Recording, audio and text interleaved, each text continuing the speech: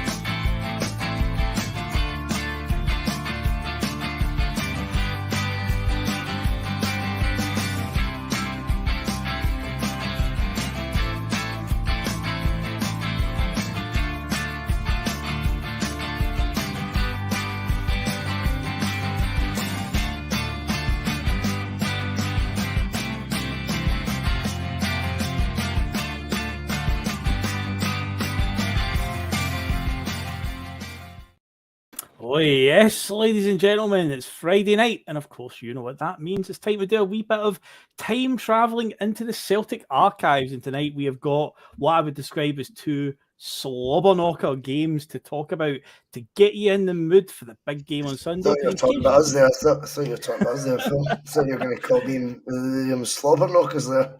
No. These two games are definitely slobberknockers to get you in the mood for a certain game this Sunday. Because in case you haven't noticed, for the Scottish Cup semi-final weekend, so I've dug into the Celtic archives and I've found two humdingers against the old enemy. So tonight we'll be talking about, as it turns out, 3 games, because one of them went to a replay. So 3 games, 2 different eras, but one conclusive outcome. Celtic win both times, because tonight, much like the cup final one that we did a few weeks back, we're going to go back to 2011 to look at a Scottish Cup tie between Celtic and Rangers.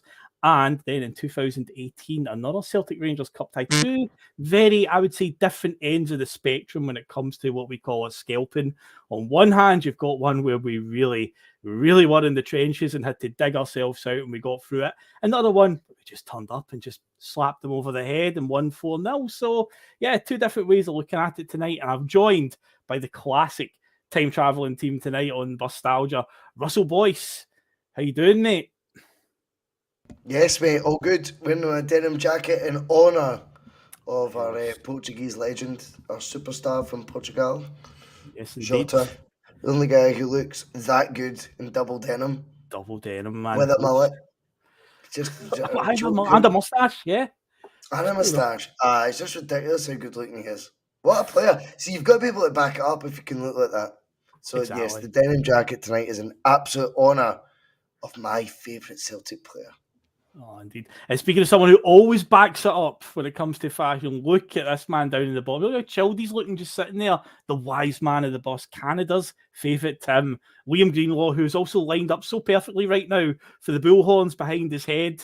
Just stay in that position, Liam. Perfect, mate. But how are you doing, my friend?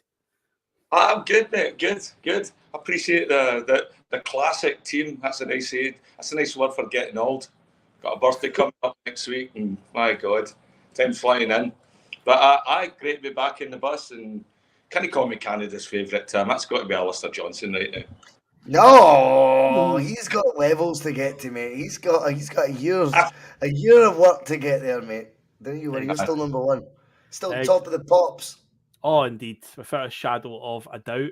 And before we get started, then I will obviously remind everybody about all that good stuff that I normally do. So, of course, hit that like button. It only takes you a second to do it. We appreciate it massively. Helps us in the old algorithms on YouTube. And, of course, if you're brand new to the bus and only just discovered us, by all means, hit the subscribe button. You won't regret it, honestly. And, of course, you can get involved in the comments section tonight. And, again, I've got a poll at the top of the comments. And tonight's one is all about just basically a simple question. How do you like your Skelpings against the Rangers? Because I say tonight we've got two different types. We've got one where, you know, you've really been through a war, but you've come out the other end and it's like, oh, thank God, you know, thank God we got there. Or do you just prefer we just turn up and just slap them around? Or maybe you can pick the third option of any win will do for me. The sort of nobody cares type answer. As long as we win, nobody cares, mate.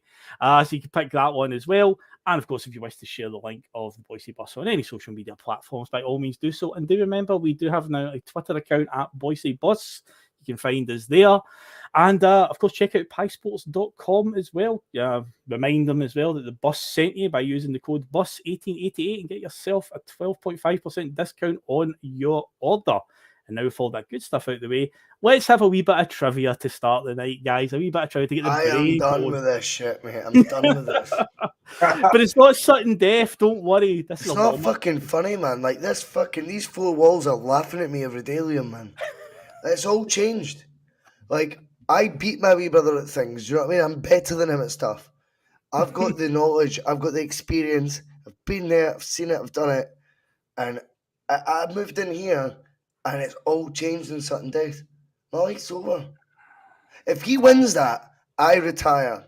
You can call it the John O'Boise Bus. Honestly, I'm out. I can't do this anymore. I can't cope. Come on, man. You've got to pick yourself up, man. Come on. What would Dan Postacoglu think of that attitude? Come on, you pick yourself up. I think he would say nobody cares, mate. I had to try and keep it in an Australian accent. Fair enough, mate. Fair enough. Well, anyway, I have got some trivia tonight to get the brain going. So tonight, one of the games we'll be talking about is a very, very dirty one, to say the least, because our old adversaries, the Rangers, they certainly lost the head. They get 3 players sent off in the game. Imagine that. I mean, seeing one Rangers player get sent off these days is hard to come by. But there's a game tonight we're talking about, they get 3 sent off in the one game.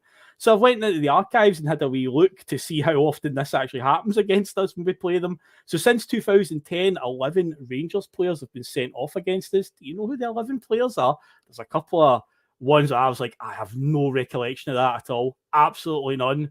Obviously, we'll be discussing a few of them tonight when we talk about the 2011 game in particular. But yeah, there's 11 Rangers players that have been sent off against us since 2010. Do you know who they are? So there you go. That is tonight's trivia. That is a challenge because Rangers players don't get sent off too often, as we know. We talk about enough. And then, since when? Since 2010 to present day, there's been 11 of them sent off against us. Yeah. Okay. I say it doesn't happen too often. I wonder if after they were writing 8-point letters to the SFA after all of these at the time, because nowadays that seems to be the protocol. If they get a decision against them, it's like, oh, letter to the SFA. So yeah, but yeah, there's 11 of them. I've dug into the archives. I see some of them, and I was looking at it, I have no recollection of that at all. Really? So, yeah, genuinely, I was like, what? Can't even remember that happening. But yeah, that is tonight's question. So anyway, let's get moving, because we've got 2 games to go over tonight. Similar format to what we did for the Cup final episode, where first half of the show we'll talk about the earlier match, and then second half of the show we'll go to the more recent one. And yeah, we'll just have a bit of fun with it. So not the usual Bustalgia format where I'll be going over all sorts of pop culture and what was going on in the world and stuff. No, we'll just get straight into it. So yeah, let's get started. We're going back to 2011, the 6th of February 2011 to be exact for this one. Neil Lennon's first full season as manager. This gives us a chance to talk about Neil Lennon in a more positive light, given some of the headlines this week. So this will be we always enjoy a bit of Lennon nostalgia on this show, because a lot of people forget some of the things that he did. Isn't that right, Russell? I agree. I mean, I watched the interview. Obviously, we did the breakfast bar with only a snippet of the interview. I still disagree with Lennon's take on aspects of it. I think it's so cleverly done. You'll know how interviews play out, Liam, right? It's pre-rehearsed, isn't it? The questions are scheduled. And it's like, if you're a real interviewer, and I hate saying this, but like Simon Jordan, he definitely does not provide his interviewee with the questions prior. He wants to probe. You ask him about Dubai if you're Peter Martin. Yeah, if you're not like, unless you still want to be Peter Martin. Oh, does Neil Lennon like me? And my wee chubby fingers. Fucking no bother, mate. Nobody cares. But yeah, you can still call me your pal. But just find a way to say Dubai. How involved were you? I found loads of aspects of it fascinating. I can't not deny that. And honesty. It wasn't as bad as I thought it would be. I do think, though, he refuses to take any responsibility for that season. And he's all these points, but the other factors are bang on. Mm-hmm. I just think to balance it, you have to come in and then go, but also I got X, Y, and Z wrong. And anyone who can't do that is a weak man at times, in my opinion.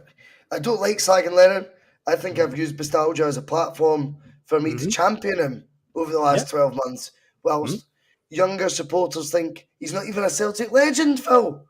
That baffles me. That baffles me, that attitude. Like, but they would probably tell you Kyogo's a Celtic legend. Fucking peace. Oh, yeah. Do you know what I mean? You're like, I love Kyogo, but legend, to get to that status in the first place is almost incredible. But aye, it's nice to talk him about in the right light. And I would love to interview Lennon. I would love him to come on the bus. An open invite, Liam. Neil Lennon on the bus. There's a thought. That would be amazing. Would you ask him about Dubai? Of course I would. But I'd also ask him about his other achievements in the game. I'd remind him of who he was at certain times. And if he wants to give people a reminder of who he was at a certain era. And see the one thing I loved very quickly, but on Bustalgia, we've discussed this before. 2003 teammate, if you don't think that beat Sanjay's, that's not Lennon being bitter as people. I think people thought when they just read the headline, Lennon was talking about the teams he managed. His teams he's managed. Yeah. Watch it. It only was 90 seconds of content. Watch it before you tweet, you pricks. And everything he says about the O'Neill team versus Angie's is bang on the money. I think so as well. He talks about what I liked when he talked about that sitting across the dressing room, and when it all sinks in, I think it's sinking in for a lot of them, just what an amazing player Henrik Larsson was, that they were basically in the dressing room with guys just as good as Messi or Zidane or anything in that in profile, that when they had him in the dressing room, they always thought, boys, we've got a chance here. We've got a chance in this game. We can nick something. And I loved that part of it as well. But you're right, there was that wee part of me as well. It was like, Lenny, come on, man, show a wee bit of grace. You know, just come on, get up, back up and say, listen. It was that bit of balance. That was all that was missing. And I think there's a duty on the interviewer as well, though, Liam. But Peter Maguire's a soft touch, isn't he? I mean, that's his part. Peter Martin. He reminds me of the wee fella.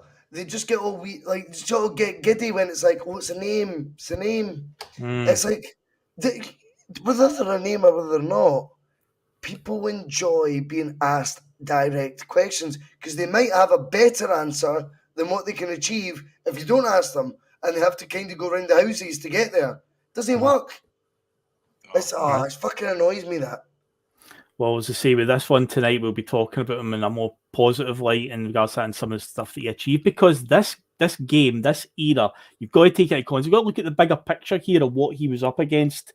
Obviously, he took over from the Tony Mowbray debacle, which we talked about last week. We got through that one. He came in, he's basically had a massive overhaul in the summer. We've talked about that transfer window that he had, and you look at the overhaul that Ange had to do. A lot of similarities there. And he's obviously went up against Rangers, who at this point in time pursuing 3 in a row, and Walter Smith is their manager, the wily old Walter Smith he's up against. He's not up against like a Pedro Caixinha or something like that, or a Mark Warburton. he's up against Walter Smith. Now, at this point in time, as we're going into this tie in the 6th of February, we've played them twice at this point in the season. We'd actually go on to play them 7 times this season, 2010-11. Way too much. No good for the heart, that one. But of course, the first league meeting we had that season, we lost 3-1 after starting no bad. We took the lead right on half time. We completely fall to pieces in the second half and lose 3-1 at Celtic Park. But then, in an amazing moment, Samaras Sunday happened in the New Year game at Ibrox, where a quite depleted Celtic side went there, and most people thought we were going to get turned over, but no. Neil Lennon outfoxed Walter Smith with the tactics that day, and Georgios Samaras was the ace up the sleeve, and we won 2-0 there. So in the title race, it's pretty much neck and neck at this point. But I say this is Samaras Sunday. Yeah, Samaras Sunday, the 2nd of January 2011. It was. So that was the second. Forget that day. Oh, and I always remember you went. Firstly, Samaras came of age that day, Phil. Yes, agreed. That's he needed that day to become what he became in the Champions League. That is an undeniable fact. Yes, without a doubt. But what he also did was realise Strachan, better technician than or tactician, I should say, technician. Neil takes a better tactician than Neil Lennon, apparently. Tony Mowbray, great players, football players.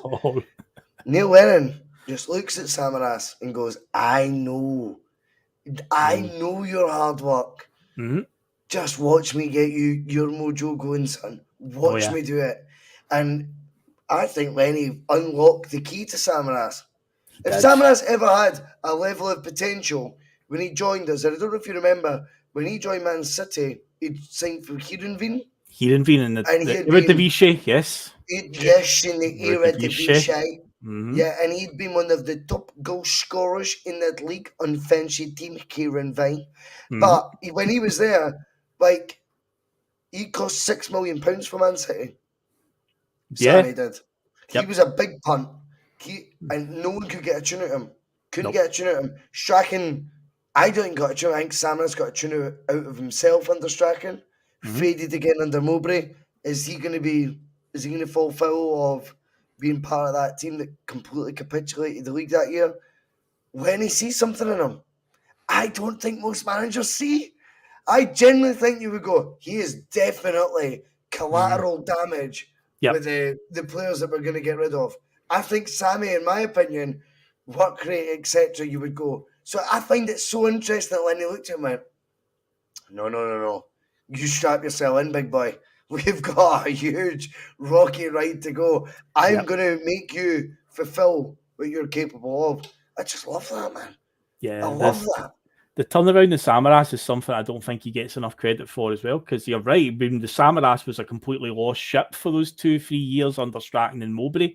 And me included, I didn't know what we were ever going to get out of Georgios Samaras, but he ended up becoming one of my favourite players in that era because he was a big man for the big occasion, and that's all thanks to the motivational tactics of Neil Lennon, where he would just basically grab him and just go, you know what you're capable of, essentially. Just tell him how good he is, and he made him believe it, and he delivered.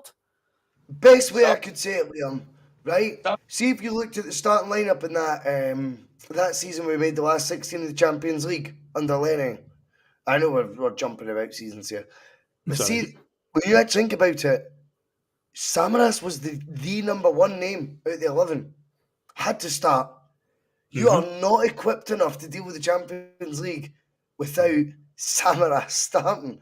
What a fucking quantum leap that is from where he was before. The manager deserves credit for that. I think part of it as well was there was always rumours at the time, or things that were writing up, that him and Scott McDonald didn't get along. Scott McDonald always shirking on the park, just giving him shit for everything. And I think Scott McDonald left, that's when Samaras came into his own as well. I mean, I don't know how much that is just rumour, and honestly, I'm not close enough Canada to hear stuff at the game, so I'm sure people that went to the games every week could see it maybe off the ball and that they too just, I could see it, Scott McDonald just moaned the face off him. You know, and you look at that. Enjoy a moan. Look at that wee moaner as well, you know. But I thought Samaras just came here. It was the wee J energy as well too. So it's that's right, aye. He really embraced Celtic at that point, and when he did that, I think as well, was a lot of people, not that he did it calculated anyway, it was guys looked like proper genuine. He didn't make a big deal out of it, we did. That's when his heart became Celtic at that point. You know, when he embraced the club as well, and then we embraced him back. And I think just that sort of good energy, that positive energy that you get coming back, and don't care what anybody else says, because you've got all this positive energy coming at you. Can you beat that? And that will always make a good player a better player. Spot on. That's it. Yep. You just nailed it. You absolutely nailed it, because I think Samaras was an enigma. He was. But I think Lennon related to him in loads of weird ways. Yeah. Maybe not in terms of how they played the game, but I think personality-wise, I think he went, do you know what? I've dealt with a lot of pricks in my time. I'll be able to deal with you. Yep. Oh, he did. He definitely got a tune out of him. I say he made him believe the player that he could be, and he definitely repaid the faith from the manager without a doubt with some big performances. As Russell just quickly fixes his camera. I did notice it was getting a bit blurry as he was talking, but while he's away, I'll further set up the scene. So, of course, this is a 5th round tie between Celtic and Rangers. Yeah, quite unusual to draw them when there's still so many names in the hat. That doesn't happen too often. The last time it had happened at that point in time was in 2005. We beat them 2-1 at Celtic Park. Sutton and Hartson scored to dump them out. But yeah, we've drawn them here in the old 5th round, the round of 16. We're heading to Ibrox. See, we've just fresh off a win at Ibrox, though. And another wee side note as well is Chris Commons had literally made his debut for the club just a week before. There was a lot of rumours at the time that Chris Commons was going to end up at Rangers, and he ended up joining Celtic for, what was it, Liam, about 300,000 or something like that? Commons came for. It was quite a low price. It was a steal. I think it was Derby County time, and it was Derby, yeah, because well, especially as well because he just broken into the Scotland team as well. He's international. You know? Aye, he does. There was a lot of talk that window that he was Rangers bound, but not at the 11th hour. It seemed like the story changed and he ended up with us, and it was a good thing he did, because he was like that wee sort of missing piece of the puzzle for the attack with Stokes and Hooper, who'd been brilliant together. But Commons added something there as well, and he did score in his debut against Aberdeen the week before, and he would play his part in this game we're about to talk about. So he wasn't fazed too much about going to Ibrox and only his 2nd game for the club. But yeah, Celtic's lineup going into this one, this is how we lined up that day, was Foster, Izagiri, Mastorovic, Mulgrew, Wilson, Brown, Ledley, Key will be the key in this one, to be fair, when you look how the game panned out. Kyle, Commons, and Hooper. Rangers lineup that day was McGregor, Weir, Papac, Whittaker, Bugera, Edu, Davis, Ness, Naismith, Juve, and Jelic. So yeah, will be a few unsavoury characters in there. That's another answer from my list, Phil. Thank you. No worries. I said we will be covering a few of these guys tonight. We will mention a few. I've got 10 in my opinion. I thought 9. There's one unsure. Okay. But there's only 11 you said. 11? Yeah, so I'm 11. Close. Oh, in fact, no, I've got 10. Oh. I've got 10. I've got 11 names, but I have definitely got 10 right. And the other one, I just hope is right because he's a prick. Does that make sense? Do you know what I mean? That could be any of them, to be fair, that description. Do you want me? Well, I'll give you this one because I don't think it is right? Uh-huh. But, he does that he's married to Amy McDonald. Foster. It's not Foster. It's not him. Right, he was the dodgy one. That's fine. I just put his name out of spite. I genuinely think I just went. All I wrote was Richie. His name called Richie. What's he called? It's Richard Foster. They call him Richard Foster at times. Aye. Ricky Foster. Aye. It's not him. He's not the answer. Right, I've got then 1, 2, 3, 4, 5, 6, 7, 8. I'm one short. I will definitely find it out during this episode. Nice. No worries, mate. No worries. That'll get your confidence back for certain depth. Good stuff. So, this game, when I went for that team lineup there was an unusual name in the Rangers lineup because Walter Smith wasn't exactly known for giving any youngsters a chance. Many people say one of the reasons he didn't win the UEFA Cup in 2008 is because he didn't give some of the reserves a chance and give his team a bit of a rest and they were ran into the ground. But yeah, a youngster by the name of Jamie Ness started this game, and typically in Scottish media or mainstream media fashion, youngsters come through at Rangers, he must be amazing. This is even about the time that guys like John Fleck, Jamie Ness and Greg Wild all came through, and naturally, oh, how amazing they are. Oh, they're going to be great. Nobody cares, mate, honestly. Like, they've amounted to nothing but sensationally. Minutes into this game, Yesssss actually scores a ridiculous goal from about 25 yards. It's a corner that just comes out to him in the edge of the area, and he just lashes it. It goes through Chris Commons' legs. Chris Commons tries to close him down, and it just gets through the legs in time, and yeah, it just goes in the top corner. Fraser Foster's getting no chance at all, and it's like that thing that I always fear about Ibrox when we go there. They always start, really, really fast. There's always an intense atmosphere, and it's like, right, we've got to weather the storm early on here. We've got to weather it, and then when you see a goal like that go in 3 minutes, you're like, oh Jesus Christ. No, today, don't do this to us today, Celtic. But Liam, do you remember that absolute thunder bastard essentially of a goal? It was, to be fair, it actually was a good goal in fairness. But yeah, it's not exactly the start you want, is it, Liam, when you go there? Thunder bastard is the exact word for it, and they're the ones that really deflate you at the beginning. You get a tap in, it's a mistake, or somebody let a man go in that. You get angry at the team, whereas in this one, it was like, oh, fuck, here we go. I thought Fraser should have done better to get to it. Chris Commons could have cut him down more. One thing I noticed when I was watching the highlights of that the other day when you sent that to us was Scott Brown going absolutely mad at Chris Commons after that goal. Shut down at that point. And so I think that was him just getting introduced to the team and all that. And at that point, but yeah, he could have done better, but it was a really good goal. And back then you're thinking, oh, who's this boy? He actually, well, maybe this one's the real deal. Because, they were always talking about that Murray Park conveyor belt and, Yep.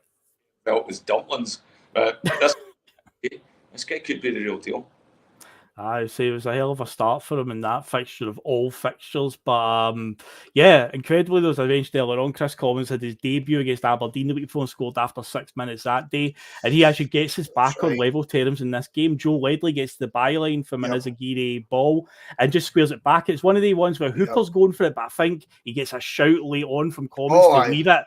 And Chris Commons just side foots it into the net, cool as you like, no bother down at the Copeland Road end. And it's like, well, if you're ever going to make an impact in your first goal in that fixture, that's the perfect way to do it, Russell. Commons just had that big game thing, though, about him. Yeah. I'll be honest, see, for day one, I think he started on the right note, as you say, the goal against Aberdeen. But I don't think seeing these articles now, he can come over as an arrogant, patronising, cocky wee cunt, right? And I get that. Yep. C-bomb. But what I would say, well, at least it's only me doing it. But the one thing I would say about Commons back then, I think he must have been going, what is happening? Everything I touch is turning to gold. Every time you just felt he was going to make an impact, a goal contribution. Between now and the end of this season, he's actually he's unplayable in Scottish terms. Yep. It's unreal how good he was. 300 grand. Mental. You know the best bit is? Like a transfer rumour? Oh, yeah. Is this he was going to sign for Rangers up until about the 11th hour? Oh. They offered him to join at the end of the season. Is that how it changed? Right. Celtic had 300 grand spare. Right. So Derby get the money there rather than losing They didn't have... Well, it's nothing to do with Derby. If you can sign him on a Bosman, Derby don't come into it. But if you're Derby and he's probably going to join someone at the end of this season, not sign a new deal, and a club comes in and goes, here's 300 grand. Take him off your hands. You don't need to pay him the next 5 months. Done. That's what happened. Yeah. So, yes. Again, people always want to, I mean, Celtic fans, I think in the media, they want to forget this financial disparity that we talk about with us in the Champions League. The financial gulf between us and Rangers, this is now 12 years ago, is unbelievable and still true now. If we want to sign someone this time next January and they go in for him to sign him in the summer, we'll find the money to buy him outright that January. Doesn't matter. Yep. Doesn't matter. That is the battle they face every time they even consider looking at a player that we are. Or vice versa. If we decide we're looking at a player they are, we'll win that battle. And that is what happened. He would have probably been very up, Liam, for going to Rangers, but Derby County win the championship. He's had his finest season there. They're probably offering him 20 grand a week, a bag of sand, the world, water at the toilets, everything you can think of, brown brogues, everything you can imagine. And then Celtic go, how about now? He said, what do you mean now? Oh, my contract doesn't end till the end of the year. That's not a problem to us. We'll buy that out right now. There's the contract paid up. Derby accept that he was always going to go. Come join us now. And when he joined, for whatever reason the stars aligned, and Chris Common, everything he touched turned to gold. Aye.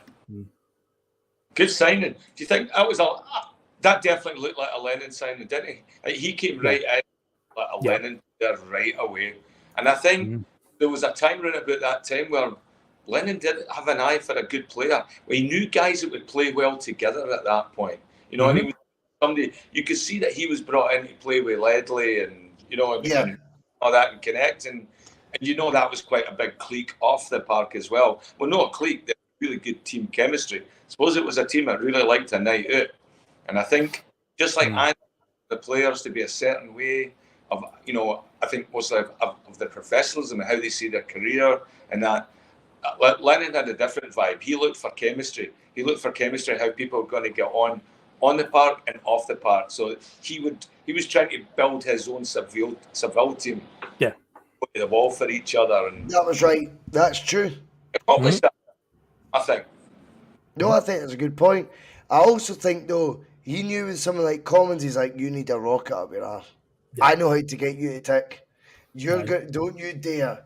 Because see if you go up to them, you're going to waltz in going, I've scored 20 goals in the championship by January. It was something like that. Did he not score 20 goals in the... He scored a winning goal against Man United in a League Cup game earlier that season. But I think he'd scored a lot, maybe not 20, but he had scored a hell of a lot. I'm sure he was the top scorer in the English championship for midfield. Is he the player with the biggest... Sounds about right, aye. Is he the player with the biggest arse to ever play for Celtic? Oh, fuck. James Forrest is up there. Him or Scott McDonald or James Forrest, maybe? Arsenal, didn't he? For a professional football player, it's like... That's a fair point. You knew he would like a couple of pints of Guinness once he retired, do you know what I mean? Oh, definitely. But he was a perfect foil when he came in. So Stokes and Hooper were doing really well together, but he just added something there, that sort of front three that we then had for the rest of the season. But yeah, he does get his back level. But then the big flashpoint of the game happens, and it kind of sets the tone over the rest of the game, and then what would happen in the next game, because red cards galore flying around. Because Stephen Naismith throws himself to the ground as he breaks into the Celtic box. Fraser Foster is penalised for it and is sent off for his troubles. So we're a man down, and our goalkeeper has been sent off as well. Not the best one. If there are players to lose, the goalkeeper is always a tough one to lose, especially if it's like, obviously, Lucas Zaluska having to come on. But here's the call that Neil Lennon makes. Chris Commons gets sacrificed for Lucas Zaluska and that. Because obviously, an outfield player's got to go off. Commons has scored, big game player, he's shown already, but not needs must, and Chris Commons was sacrificed. Lucas Zaluska came on to face the penalty. Stephen Whittaker took it and scored to put Rangers 2-1 up at the half. So we're going in there, we're a goal down, we're a man down, we've had obviously still a penalty against us, so it's like, here we go again. But in the second half, this is where, again, what we talked at the start, with Neil Lennon, particularly things that people forget, this display in the second half was incredible. It was out of this world. The Celtic team, I say, down to 10 men.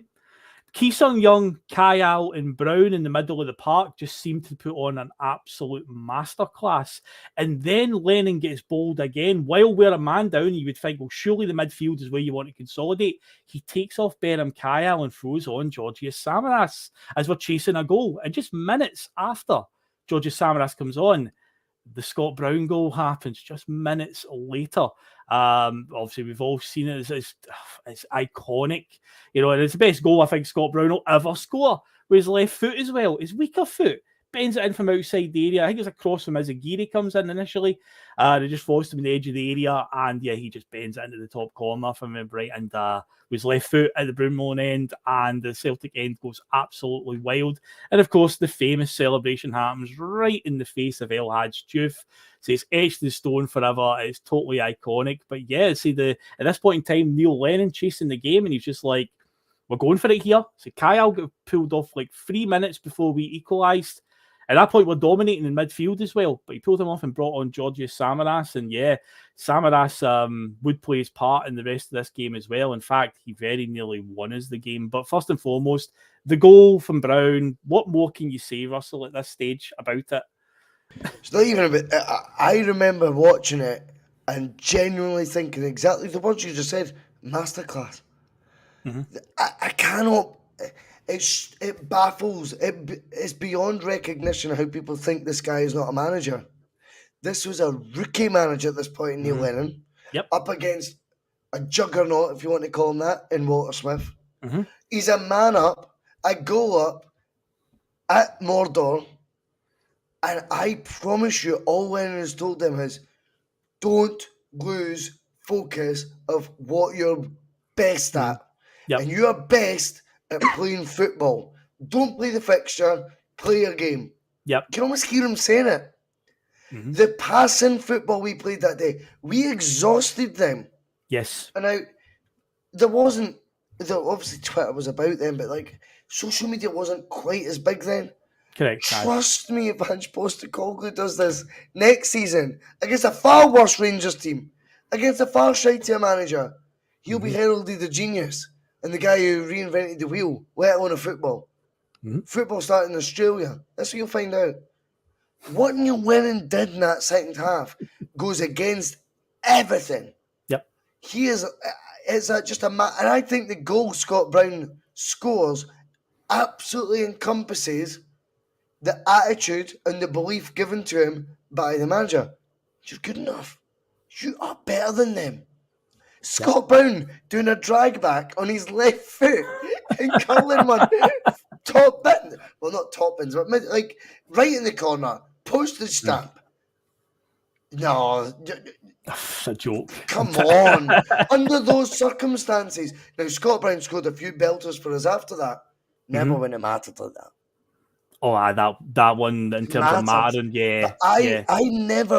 I felt that second half, Liam, for me, was the swagger we played with 10 men. And it was almost like, see deep down in your soul, you'll be watching this. And I knew, see the next derby, and we'll get to that, you knew that was going to go toxic. Do you know why? Because they realised that day, that second half, they realised they are better than us. Aye. See, knowing that must be difficult. Must be a horrible, horrible feeling. And that is when you prove it. We're a man down in your turf and we are passing you off the park. You're lucky to get away with 2-2. Aye. I mean, there was a lot of players that came out of that game that really showed up, as much as it was for Samaras sort of, making his presence known and Commons as well. That game, I thought, as a Gary, gave Stephen Whittaker an absolutely torturous time going down that wing, and he was bending and him and all sorts and getting balls across it. You could see that El Hadji Diouf was coming back to double up on him because Izagiri was giving him all sorts of trouble on that side.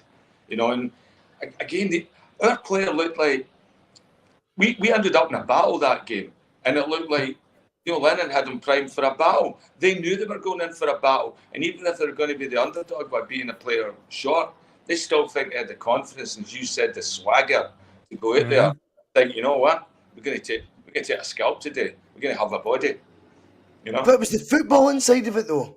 That's what gets me the most. It wasn't like we went in there to go, right, let's fucking have them. Do you know what I mean? Like, and the physical side of it, I think Lennon just expected of them. If it's a 50-50, you just go in, you either win it or you don't. But as long as you've went full in, I think footballing-wise, they really did stick to what you would now call, in the modern day, Phil, a philosophy. Trust the process. That word did not exist. That word just didn't exist then. No, did not.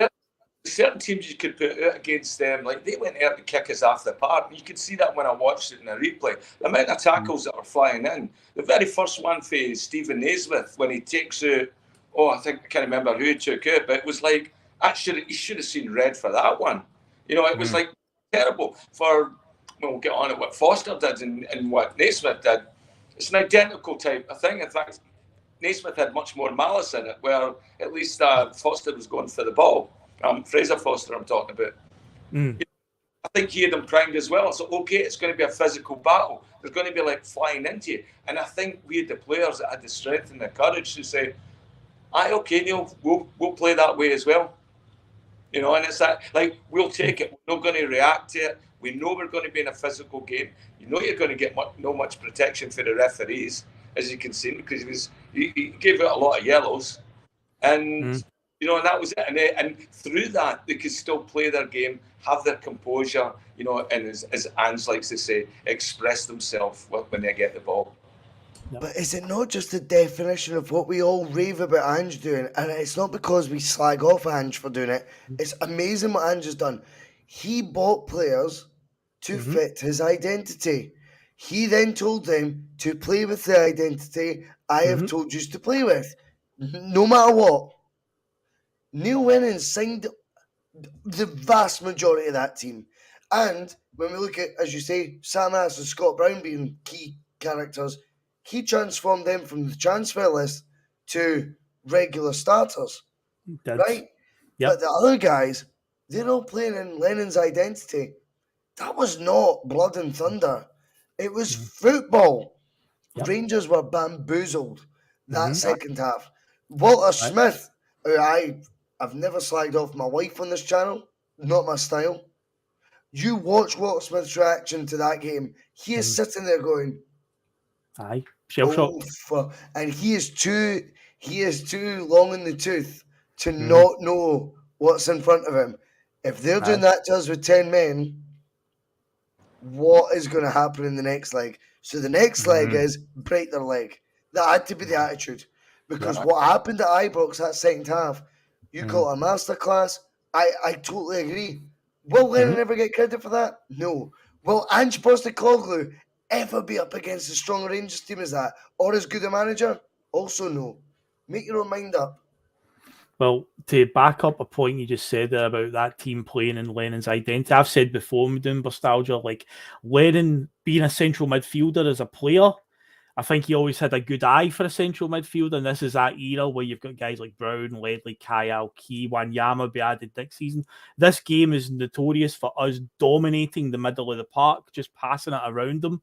And again, that's the area that Neil Lennon played in as a player, because that's how he reads the game. That's the bit he identifies with the most, is in the middle of the park, how important it is to win your battles in the middle of the park. And Celtic certainly did win their battles that day.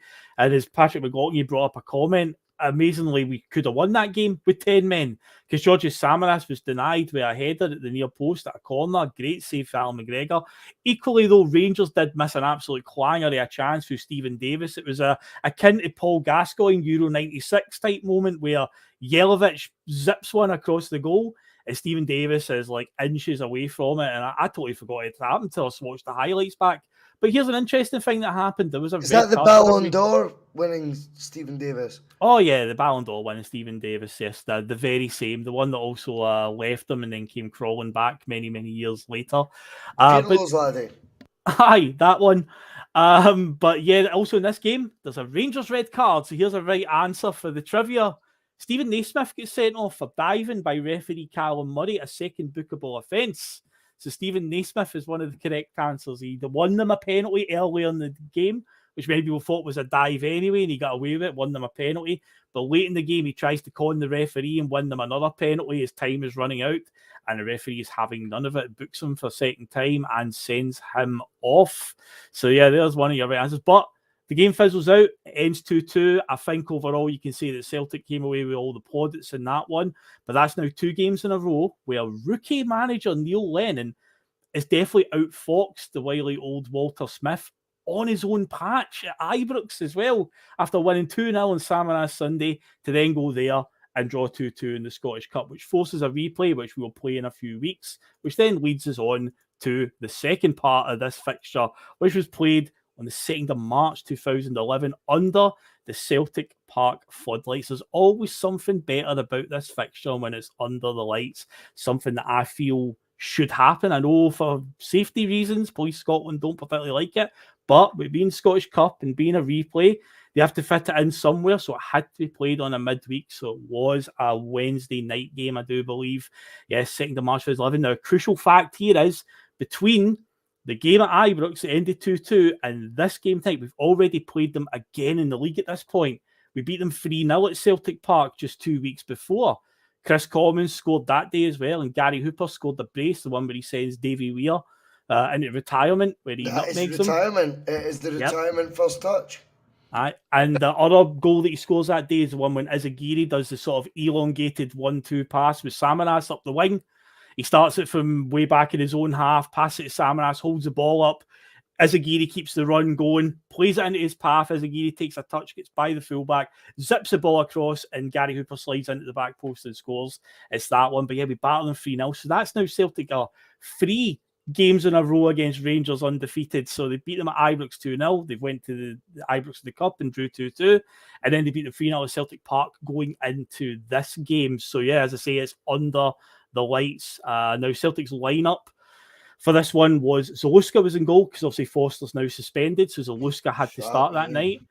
Now, well, the thing is, I went into this game obviously worried about him being rightfully so, but he didn't actually have a save to make the entire game. He didn't have a save to make until like the last minute. Thank fuck for that. Izagiri, Mastorovic, Mulgrew, Wilson, who would have a very crucial night tonight. Brown, Key, Kyle, Samaras starts this one. Commons and Hooper. Rangers lineup that night was McGregor, Weir, Papach, Foster, who you mentioned earlier on, Bugera, Edu, Davis, Whittaker, Bartley, Fleck. There's one of the off of the Ibrox production line, or the Murray Park production line. There's another one of those ones, John Fleck, and El Hadj Diouf was playing. So overall, in terms of chances in the game, the way it panned out, Rangers don't really lay a glove on Celtic in that sense, but in a physical sense, they certainly lay a glove or two on Celtic. Leave a few boots in here and there. The game is notorious for them. As you said earlier on, the tactics seem to just turn to, they're a much better football side than us. Let's just break their legs. Stephen Whittaker gets sent off in the first half for 2 yellow card offences. There's many, many flashpoints during the first half. El Hadj Diouf is at the centre of most of them. Shock horror. There's one in particular where he's squaring up to the Celtic bench, which cops him a booking. He's going over and having words with Lenny and Johan and Alan Thompson. He's a brave man to go and try and square up to them, honestly. He really is. But yeah, of course, he gets himself in trouble for that one. Even at half-time, when the players are walking off the park, the Kyle Bartley, another wannabe hard man, he's squaring up to Johan Mjalby, having an argument with him walking off the park. And just that Rangers team, just with guys like Bartley, Diouf, Bugera, just horrible, horrible men. I mean, I remember when Bartley made his first appearance for them against us, that 3-0 game I was just talking about. The first couple of minutes in, he sticks like a really bad challenge on Scott Brown's, giving it all the squaring up to him, trying to be the hard man. And it's like, so he was squaring up to Johan Mjalby, walking up the tunnel. And it's like, again, you're a brave man, a very, very brave man to try that, Kyle. But yeah, just the needle in the air for that first half was just rancid from them. Wasn't it, Liam? It was just a case of, we're just going to leave a boot in on them as much as possible and just try and disrupt their play with the most aggressive style that we can. There was no football getting played at all by them. We were trying everything in our power, but they were just kicking us all over the place. Aye, you know the team talk. You could just see by the reaction of the players, it was like, leave a bit on them, leave a bit in, go in. You could see that sort of happening. They weren't trying to just clear the ball or win a ball. They were trying to take a bit of the player with them as well. And that was it. The other thing I noticed as well, watching that, like knowing what happened later, when when Whittaker gets sent off, players like immediately surround the referee, and again, just pulling the referee's arm down, and this became a common thing. All of a sudden, Rangers had carte blanche. I thought when I was playing, you weren't allowed to touch a referee. You weren't allowed to talk to the referee. Basically, you could get a yellow card. But he sort of, and not just that referee, but numerous referees seem to let Rangers players. have their way with them and that, and body them and handle them and stuff. And, even at the end when he was trying to raise his arm, there's about 4 players pegging his arm to him. Now, what is self-respecting referee, any respecting themselves in a position. Let that go on again and again and again. It's that broken window or cracked window theory. If you don't fix it when it's a crack, then it's just going to become a bigger crack and a bigger mess. And that's what it have where Rangers, because they had a soft touch with the referees, as far as that, handle them and bother them, and that all builds that feeling of injustice and all that, so that when goes against them and they don't have the maturity or the professionalism to act properly, all the toys come out the pram, and again it's just pushing and shoving and and what was a shame game. It's basically immature wee boys running a bit daft because they're getting their arse handed to them. They are. I genuinely think it was a tactic. I think there was the wily old fox, as you describe Walter Smith, Phil. I think there was a guy there who knew. He knows football. Let's be honest, he's forgotten more about football than any of us three will ever know. I think he watched that second half display at Ibrox. He's watched the 3-0 cakewalk, and he's went, there is only one way we deal with him. Blood, thunder, staunchness, and hope for a half. Lift them up, get in their faces. It's all he had. And that's not Smith being a prick. It's him just accepting. There's actually an acknowledgement by this point, Liam. He's went, fuck. Shit. They're way better than us. And that wee bastard there in the gloves with a shaved head in the middle of April, which I don't understand why he's wearing gloves, is winding me up like, fuck. Do you know what? Just go kill them. That was all they could come up with. And I don't think Walter Smith is only a one-trick pony, by the way. You do not manage Brian Laudrup's best years. Paul Gascoigne's best years by a mile were under his tutelage. He had ended up arriving at a destination where he knew, I cannot compete footballing-wise with this team. Kill them. That's what they tried. You just reminded me of something when you mentioned Lennon and the shaved head. It's from the game at Ibrox that we're talking about. Did you see in the highlights, even Commons scores his goal and it pans to the Celtic bench and Lennon does that. He heads it like an imaginary ball. But it wasn't even a header. I know managers sometimes do that when it is an actual headed goal, but you see the replay and like Lennon's on the bench and he does like imaginary header. And when you talked about the shaved head, I just had that vision in my head again of Lennon where he's living vicariously through the players because he knows what it means to beat this mob and to stick one in the net against them. He loves it. Loves seeing us beat them and ragdoll them all over the park. But yeah, just when I got that wee flashback there, you said Lennon and his shaved head, I just see the Ibrox, the way he heads an imaginary ball as Common scores. But there has to be an acknowledgement of, this isn't Smith being an idiot, a fool. This is Walter Smith acknowledging the reality. Yep. Because from my experience anyway, he lived in, maybe at times it wasn't the real world with David Murray's, but whatever world he was in, I think he dealt with what was in front of him pretty pragmatically. And I think he realised that day at Ibrox, fuck, this is a busted flush. Now the next time, we'll try and do better. No, it didn't work. We pumped them. So see that replay. It had to be all out. Had to. Ali McCoy's, telling about staunchness, telling about the Queen, telling about fucking, they think he's a fuck, you know what I mean? But all that nonsense had to be the only tactic. He was out of cards. Yep. He was, right? That is the reality, and that is not me trying to slag off Walter Smith. I actually think it's a reality check where a manager of that wisdom, that experience, has went,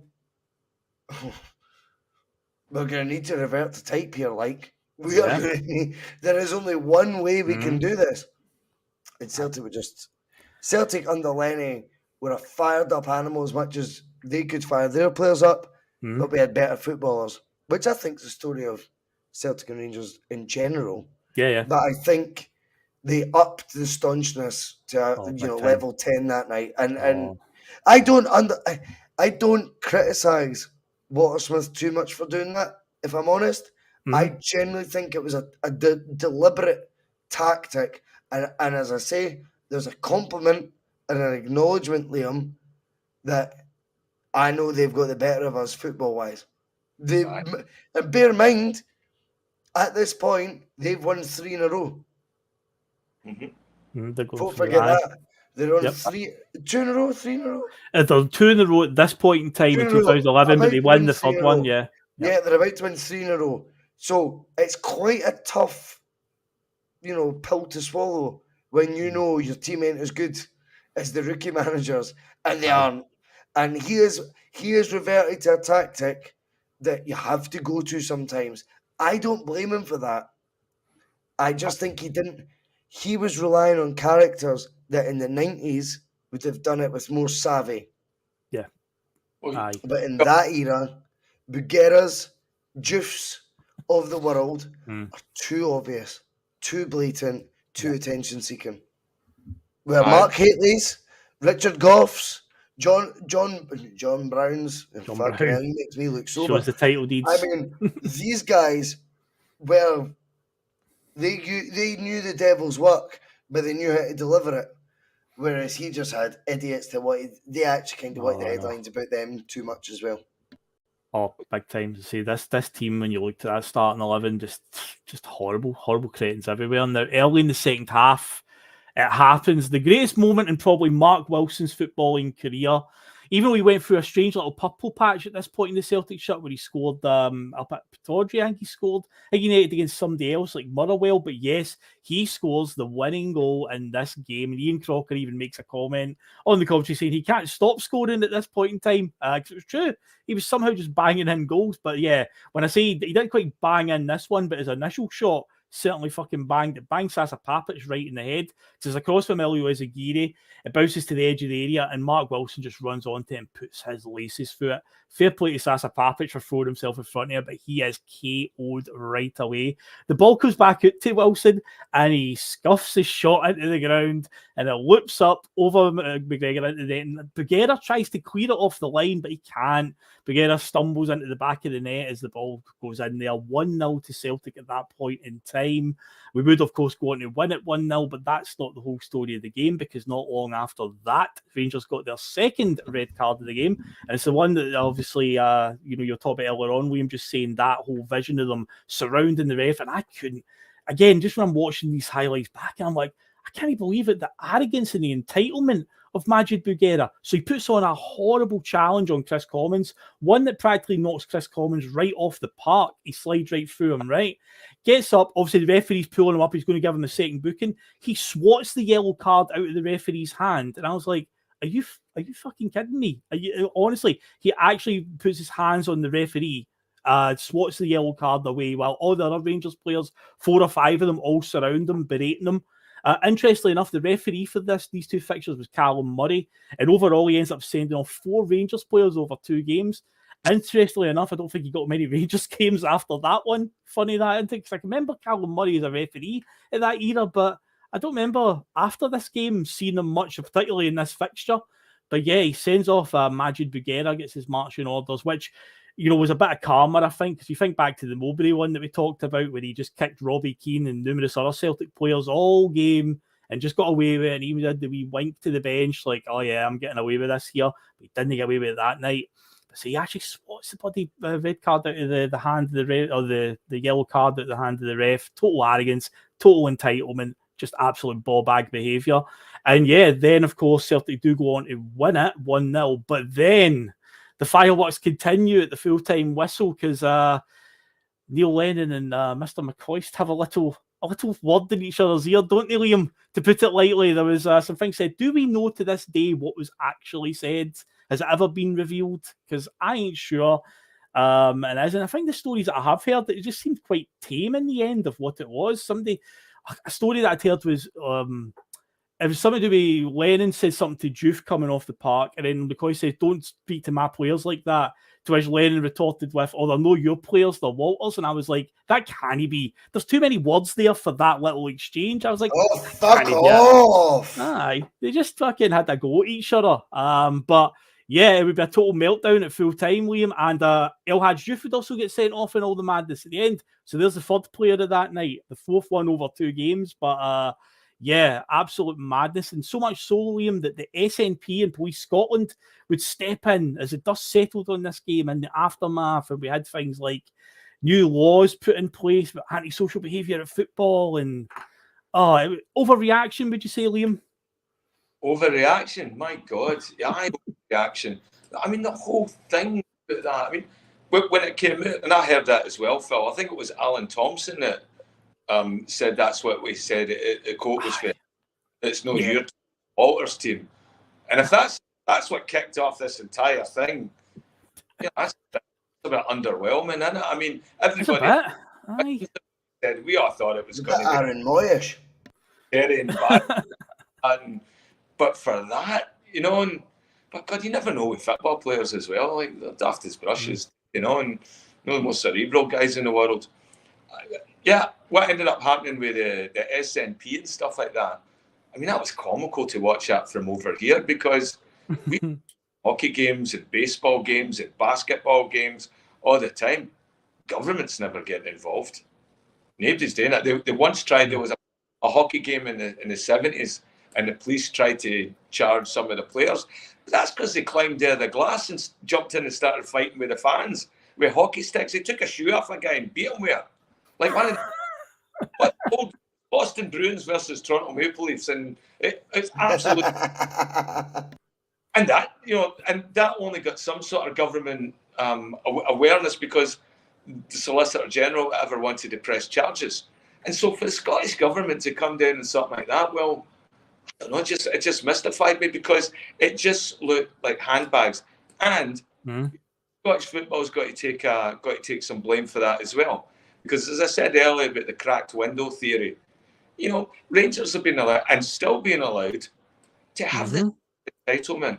The entitlement that they're hard done by, all civility goes out the window. That no, we have to react, we have to interact. And again, I think, as with Walter Smith and that earlier we were talking about, that's them playing to their crowd. Their fan base demands it. Yeah. Oh, God, aye. They're getting defeated regularly against Celtic without having to get something back to the crowd. And in this case, they want a body. They want to feel like we've left something on them, that they've got out. They might have beat us in the football, but we beat them in the park. And it's that sort of imperial, whatever it is, staunchness. That they carry. Not changed to this day, Liam. Not changed to this day. We beat them 3-0 last year under the floodlights. Callum McGregor. Remember, he had the mask on. I just don't realise how much Lennon was there to upset the fucking odds. He is so acutely aware, Pam. Acutely aware, yes. He is so acutely aware of the bias, the bullshit, what they'll get away with. He's watch me wear gloves in the middle of April. 2 gloves, shaved head. Can anyone see the scar behind that? Watch me go. He was there to ruffle feathers. He wasn't there to ruffle them. He was there to rock feathers. And I'm telling you right now, see that spell he had at that point? They were close, whether we like it or not, to a period of dominance. Yep. 3 in a row, they end up winning. If we just sit back and take it, and they get 4 in a row, just say they qualify for a Champions League, everything becomes calmer. Yes, they were in loads of debt. Yes, we get that. But when you keep bringing in crazy revenues for Champions League, you end up okay. You can end up with a fighting argument to take to the bank. Yeah. When he was like, they're full of shite. They are full of shite. And it's like, let's fucking go. What Neil Lennon instigated, honestly, such... See the decade, and it's obviously now a decade and a half of dominance we've had. If you don't think Neil Lennon is a huge, huge factor in that, if not the biggest out the lot, is he went toe-to-toe with their best ever manager. Their best ever. And he went, fucking come on then. Aye. I see a silly assistant manager. Slap him silly and all. Slap him too. I love it. Aye. Well, as a result of winning this game... Back, man. I'm going to go out and leather some of the night. Fuck it. Where's my Nike gloves? Give me some Nike gloves. I'm going to shave my head.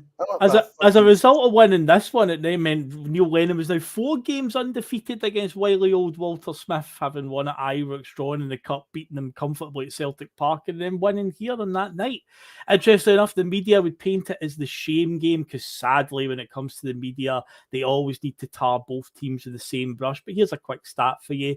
There was 6 yellow cards to Rangers players and 3 red cards to Rangers players, 3 yellow cards to Celtic players. You tell me who brought the shame that night. I think it's quite obvious. But sadly, when it comes to, say, the media, they've got to always be like, oh, they're both as bad as each other. Nope, definitely not in this case when you look at how that game played out. But yeah, in the end, Celtic did beat Rangers there. They would go on and win the Scottish Cup. They would just miss out on the league narrowly. We have covered the 2010-11 season in more depth on Bustalgia as well, so you can always check out that episode. But yeah, that is always there. Yes, always there in the old archives. You can find it on the channel. So that wraps up the 2011 part of the show. The first game we're going to look at, it was two fixtures we had to look at because I went to a replay. But when we come back after the musical break, we'll be coming forward to more recent times. A very famous semi-final just a few years back. All I'm saying is be careful what you wish for, Phil. Indeed, an ominous warning. An ominous warning. So we talk about that in a couple of minutes, guys.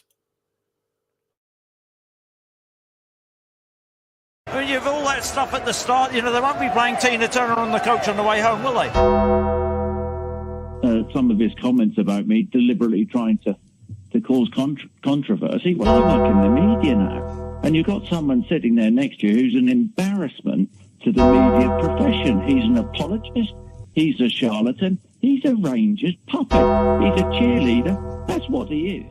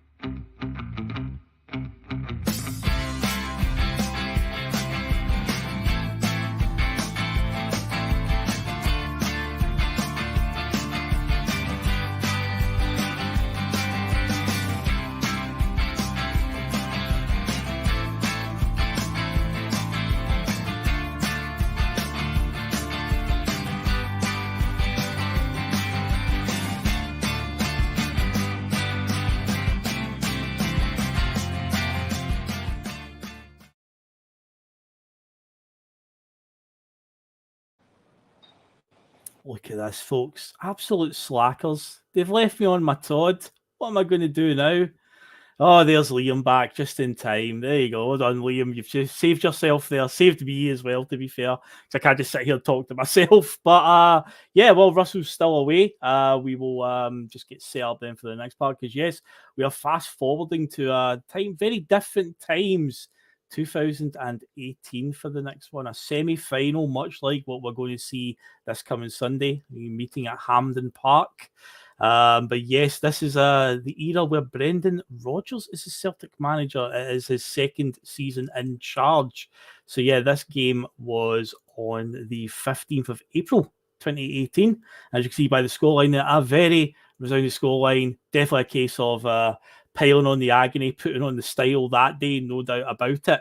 So yes, let's have a wee look then at what was going on heading at this one. Because I think there's a quote doing the rounds, there's a video that was doing the rounds at this point in time that really stoked the flames about this fixture, which seemed odd when you looked at the way the league table was and the way the fixtures had gone that season, why they would be excited about this. But Graham Murty, who was the Rangers manager at this point in time, his second spell as the Rangers manager, because he'd stepped in the year before after Mark Warburton got sacked. Now Pedro Caixinha has come and gone. Graham Murty's back. And when the news came out that Celtic and Rangers had drawn each other in the semi-final, his quote to it was, "The sound that came out of our changing room when the draw came through was raucous and loud. I think that is indicative of where the squad are. They're flowing with confidence just now." That's a quote from Graham Murty.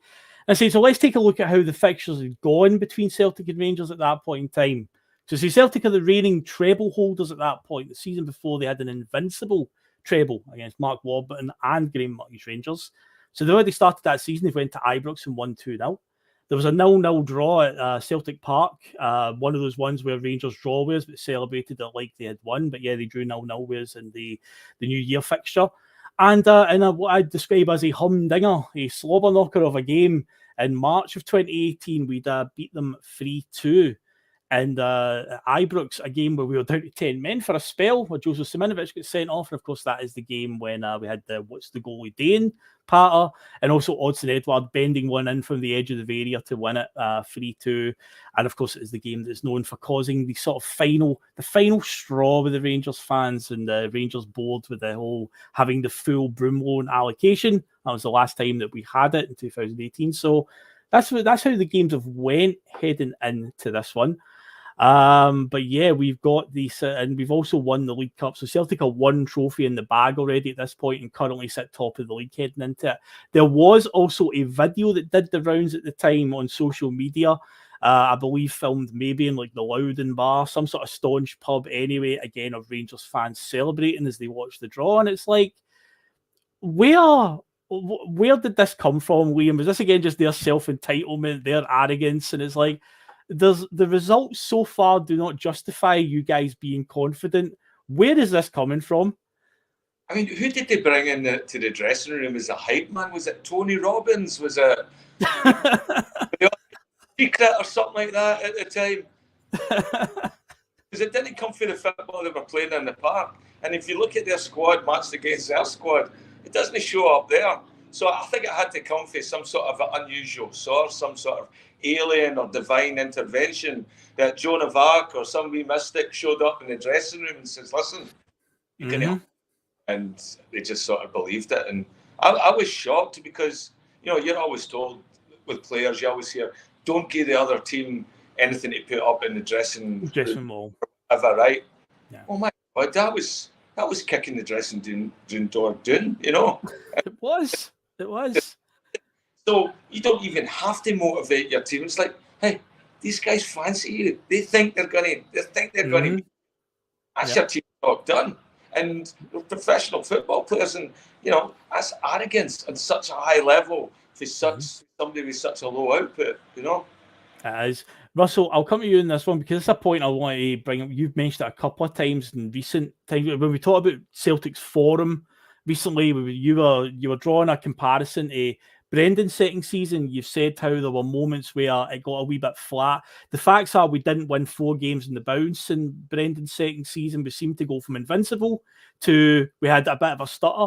But here was the weird thing about that Celtic team. They seemed to be phoning it in against the Kilmarnocks and the Hearts and the Motherwells. But see, when the big games rolled around, they seemed to go, right, is that what you think about us, especially against them? And they would put them firmly back in their place. And of course, remember the quote, as you said just before we went to the break there, Brendan Rodgers' press conference, he was asked about Murty's comment and obviously the videos that were doing the rounds, and his quote was, be careful what you wish for. And do you think maybe they were looking at, Celtic, you know, they're a bit stuttering for them, but they weren't looking at the whole fact that that's all well and good, but when we're turning up to play you, we're just putting the foot down on you. They were blind to that fact. I think Brendan, like Ange, is acutely aware of what they describe as achievements. Mm-hmm. Now, I think what Murty did was, I think it was 6 games unbeaten. I'm sure it included once, if not twice, against Falkirk. But either way, the benchmark. Either fucking way, right? The record of 6 games unbeaten got them a wee bit giddy. Why? And what Mickey Beale does, sensationally enough, is go on a winning run that almost looked like it was mirroring Celtic, apart from the fact that must-win games he doesn't win. Yep. But no one wants to pay attention to that. No. Everyone wants to factor in scoring 2 goals after 90 minutes against Aberdeen at Bustalgia. We're fucking back. We're back. The one thing they both got in common is I've managed more fucking games on Championship Manager when I was 18 than what the two of them have fucking in real life. And they're both dizzy with it must capture them. That must be what it is. It must be when you go into that club, whether you're a rookie manager or an experienced, it must just do something to you. That bike in the trophy room, they must cycle it round fucking, I don't know, 100 times in travel time. I don't know what happens in there. It's all a bit fucking weird to me, but they all change. And whatever good side Mickey Peel used to have, he's lost. And Graham Murray, I'm sure he was a decent lad at one point. Now he probably cuts about with more chips in his shoulder than Roy Walker for a fucking catchphrase. Do you know what I mean? Mr. Chips himself. Right? There's chips everywhere. Everyone's annoyed. Everyone's like, we're back. They always talk about being back. They always talk about closing gaps. They're never talking about being dominant. They're always closing a gap. They're always back. The real Rangers are coming. Everyone's coming. Can you see the Rangers coming? All this bullshit. I do draw parallels with both. I think Murty was just as experienced a manager as Murty. I think for Murty's, I don't know, 20 games less that he might have been in charge for, spoke slightly more sense than what Beale does. But either way, they, as I promise you, that video went, and this is where you get to the stage, Liam, right? It used to be headlines get printed on wall or posted on walls. You know what I mean? Like, look at the newspaper cutout. You know what I mean? You don't need that anymore. You just need someone to watch a video. Just pass that round. That allowed them Tavern going mental because, like, in delight that they've drawn Brendan Rodgers Celtic when they've got Graham Murty in charge. Rodgers is like, fuck me. This is embarrassing. Embarrassing. But he's like, well, be careful what you wish for. And I just think it's so that to me, that's the sort of delivery I expect of Ange. That is two very similar deliveries. And boy, oh boy. And this weekend, I suppose, is a testing one in the sense of Ange has got noise. He has got noisy neighbours. Hey, not as noisy as those fucking cunts drilling outside my house. We was telling you about the other night, Phil. They're doing my boxing. But he has got noisy neighbours right now, and he's got a mouthpiece just fucking nipping away. But Ange knows, look at the laws of the land. He is the lion, and he's got a wee fucking, I don't know, hippo. Just cutting about with worse teeth than a hippo. Kidding on, he's the king of the jungle. Let's find out. Be careful, though, what you wish for. And what I would also advise on Mickey would be a wee bit further than that. Be careful what you promise. Be careful on promises that you may not be able to keep. And that's where he's going to fuck it. Yeah, there's a lot of parallels to this. When you're talking about what goes on there, I know what it's called, mate. You see it on Twitter every time these games are coming up. They've got the battle fever on. That's what they call it, battle fever.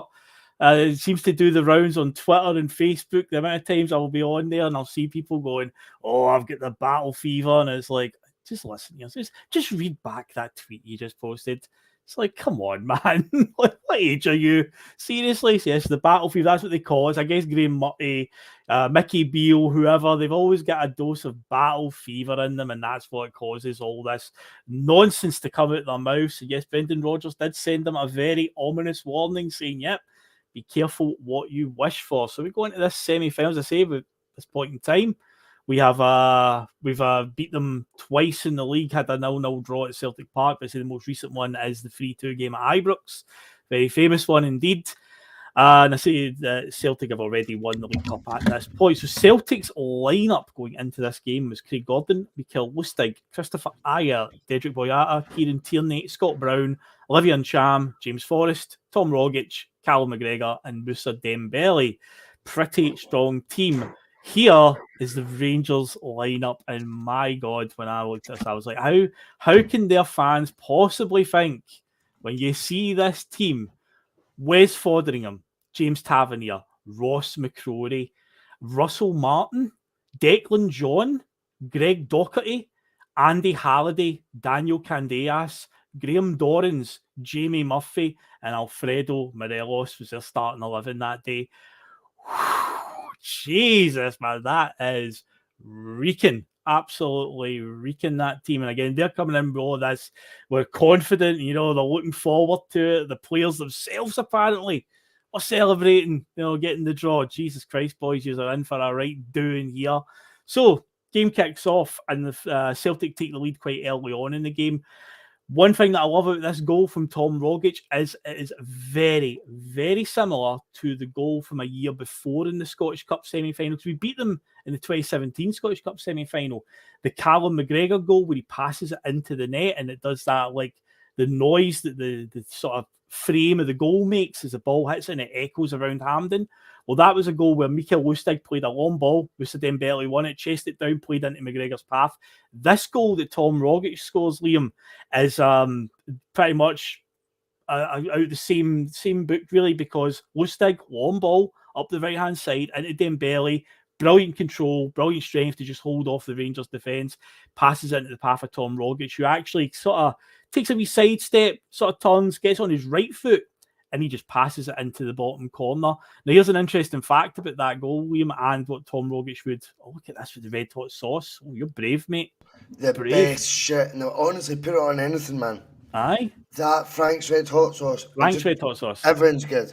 So I've got 30 pork cocktail sausages, which aren't from piesports.com, but just for my fridge. But fucking honestly, this makes everyone good. Like $1.50 I got it for. It's the best bottle of juice I've ever bought.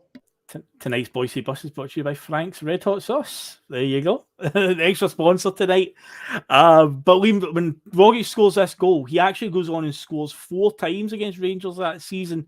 He played 4 times against them and he scored 4 times against them. But yeah, this is the 3rd one of that season. And again, it just speaks to the volumes about Tom Rogic, a big man for the big occasion. And yeah, he just, easy as you like, just passes into the net. And we're off and running in that game. Aye, hamburger scalper. Yes, definitely. I love the way our big players all showed up round about that time. Because see, when Boys was, or you were reading off that list of the Rangers players, I remember the media, every single one, every signing, the marquee they were billing us, every one of them was there to put Rangers in their place, or Declan John was going to run a mock, like Scott Brown was. Or was it Dorrans? Graham Dorrans. Place. Greg Middleton was there to put Scott Brown in his place. They're always there, not to play. They're not looking at the football they play. They're not there to create opportunities so that they can bring their forwards more into the game. No, they're only signed to put a Celtic player in their place, and that just shows imagination that's daunted that club. As both football players and actual humans. Aye. Well, I remember Declan John was hyped as some kind of Kieran Tierney level superstar when they signed him. There was a boy that they had briefly in the team, another one that came off of the Murray Park production line, Miles Bierman, a left back, who the only thing I remember him doing was giving away a penalty against us in the 5-1 game that we scalped them at Ibrox. But yeah, I remember Declan John signing, and they'll talk about him being like their version of Kieran Tierney, and that certainly was. Do you remember the Dorrans one, which folk are laughing at in the chat? I don't know if you remember. I know Scott Brown, the tough tackling midfielder, but Graham Dorrans he was another example of he'll come up here and run the show. He's got over 200 EPL appearances. No bother. Nobody cares, mate. Nobody cares. He played for a team with no pressure ever in their life. And I think it was Ibrox. And Scott Brown, he's got close to Scott Brown, and Scott Brown does his drag back, then megs him. But like, it was skill that I think if it was a Rogic clip, you would go, slippers on again. But Scott Brown did it to him. Absolutely embarrasses him, and then plays a beautiful ball up the right-hand side of the pitch. But that drag back and nutmeg, I went, I think it's all deliberate with Bruni. He's made a point. There will be a moment I'm going to embarrass that wee cunt, because that's the one they're described. I know, fuck, who cares? It's all right. Nobody cares, mate. I know. I'm on Frank's hot sauce and cocktail sausages. Nobody cares. But see, when he does the drive back and the nutmeg on Dorans, you just went, you'll never recover for that. It's over. The game's a bogey. And I think Bruni, he picks his moments to go, if there is at any point a level of competition here, I'm taking over. Aye, there definitely is, because I think it might even be in this game, there's an image of Brown just celebrating right in Doran's face as well. Just like screaming right in his face just after we score one of our goals. And again, it's just like, it's just so easy for him to just body that guy. Like, honestly, again, another one, I mentioned it, we did the Scott Brown show. The amount of times that they would sign a player and it was all they were thinking about was Scott Brown.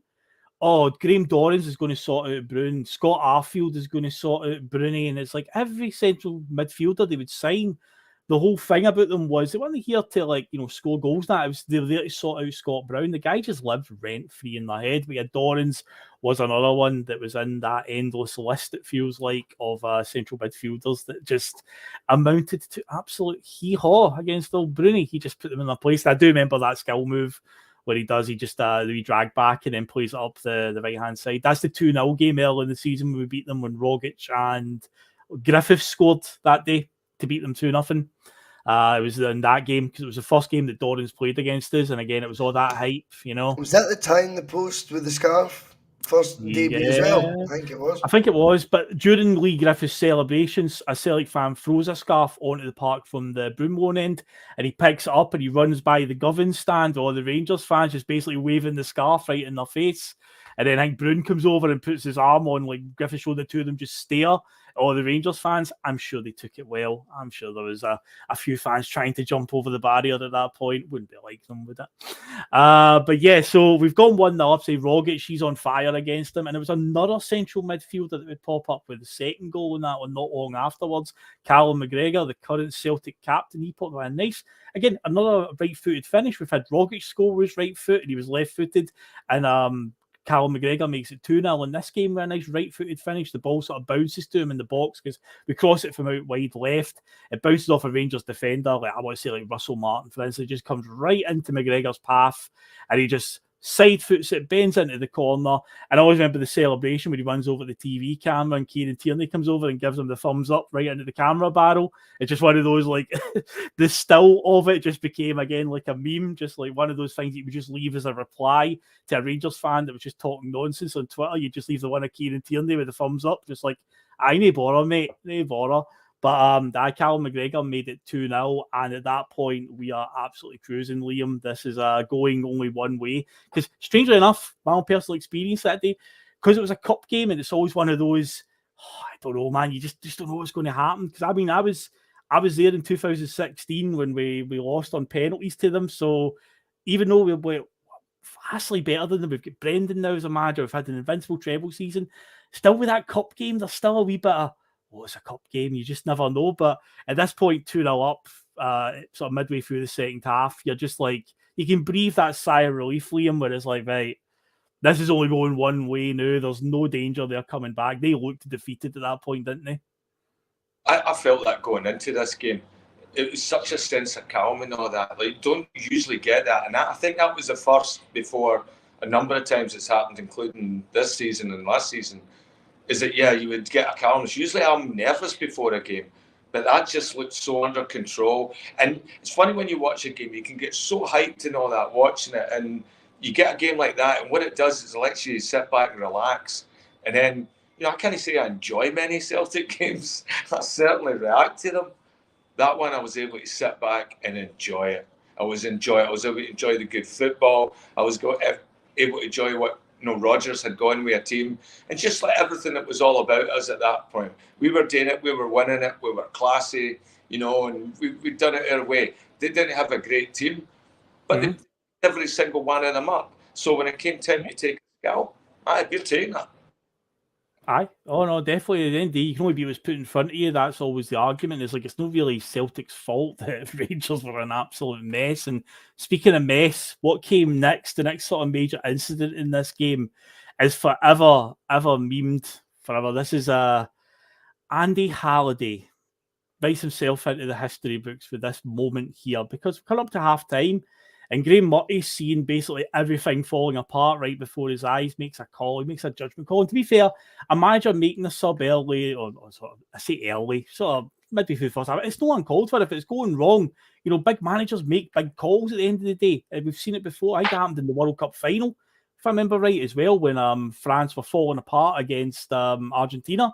So it's like, so it happens, but he decides to sub off Andy Halliday, does Graham Murty. And the result of that is half the stadium end up singing Andy Halliday's name in tribute. But here's the thing, it wasn't the Rangers fans that were singing it. It was us Celtic fans, because he goes off the park and it gives us a big eye-opening moment as to how things are really going on behind the scenes at Rangers, where he publicly gets stuck into Graham Murty, like publicly berates him as he's going to the bench. A bit of arguing going on between the manager and the player and so on. And yeah, the Celtic fans are just lapping it up, just singing Andy Halliday's name as he goes off the park in shame after a shocking performance. And yeah, it's forevermore. And it would actually happen again at Celtic Park, I think, in a game just not long after that, maybe like a year down the line, where again, Celtic fans were just rubbing it. In fact, it might even be the game that we play them next. We beat them 5-0 to win the league after this. So it might even been that one. But yeah, Andy Halliday, I mean, absolute clown moment, wasn't it, Russell? This moment is for him in his Rangers career. This sums up his time at Rangers, getting walked by Celtic fans. He was channeling his inner Alan McGregor. It's like how to be the world's most angriest man. I know the template, Alan McGregor. But what I'm also saying, right, in the live chat, right, I'm just saying, first person who actually sends me their deets, I'll buy you a kebab. Oh, wow. Who doesn't want a kebab on a Friday night? I just got paid, man. Do you know what I mean? Like, it's not like I'm rich, but like on payday, I'm okay. You're flush for 48 hours, Liam. You're not. I'll spend all the time here. Don't get that on a podcast, folks. No! Send me your postcode, send me your address. I'll buy you a kebab, you bastards. You know what I mean? Not all of you, but the first one actually have the ball. Yes, you must clarify that. Not all of you. Not all of you. Well, like one or two, maybe. But you know, my Twitter page is there. DM me. I'll buy you a kebab. Why not? But anyway, on the football side, Andy Halliday, 100% carried away with the fixture, carried away with the staunchness, can he handle the occasion? And then also, not in a Walter Smith level, because I think that'd be insulting, but he's 100% in that vibe of he cannot comprehend the fact who he's playing against are way better than me and my team. And even if he was acutely aware that his team was not that good, or he wasn't that good, he still thought, looking around his dressing room, we're better than them, though, right? We're better than them. We can still beat them. No, you can't, mate. No. And it's a sad... See, when reality bites, it must be the toughest bite of a kebab or a pie you could ever dream of having. And it must hurt, because... The one thing about them is they drink Deludamol. They are obsessed with the past. They're obsessed with one era they've ever had of dominance. And they think the second they beat a few teams, they're back there. That's who they are. They're not there. And how they realises it, and it all comes to the fore. And Graham Murty has to go. Off you come, son. Yeah, you've had not the answer. And which is probably what Phil Mcginlay's going to say to me in the next 10 minutes. No, don't worry, mate. But speaking of Halliday, I always remember, like, later this year when they actually do get a win over us at the sort of turn of the year, the New Year's game, I remember Halliday after the game in the interview, he says, this is the best moment of my life. And it's like, fuck's sake, the levels to this. We're talking about winning trebles, invincible trebles at this point. He's got one win, Rangers' first victory over us, and fuck knows how long. Oh, the best moment of my life. And it's like, oh, honestly, man, absolute levels here, Andy Halliday.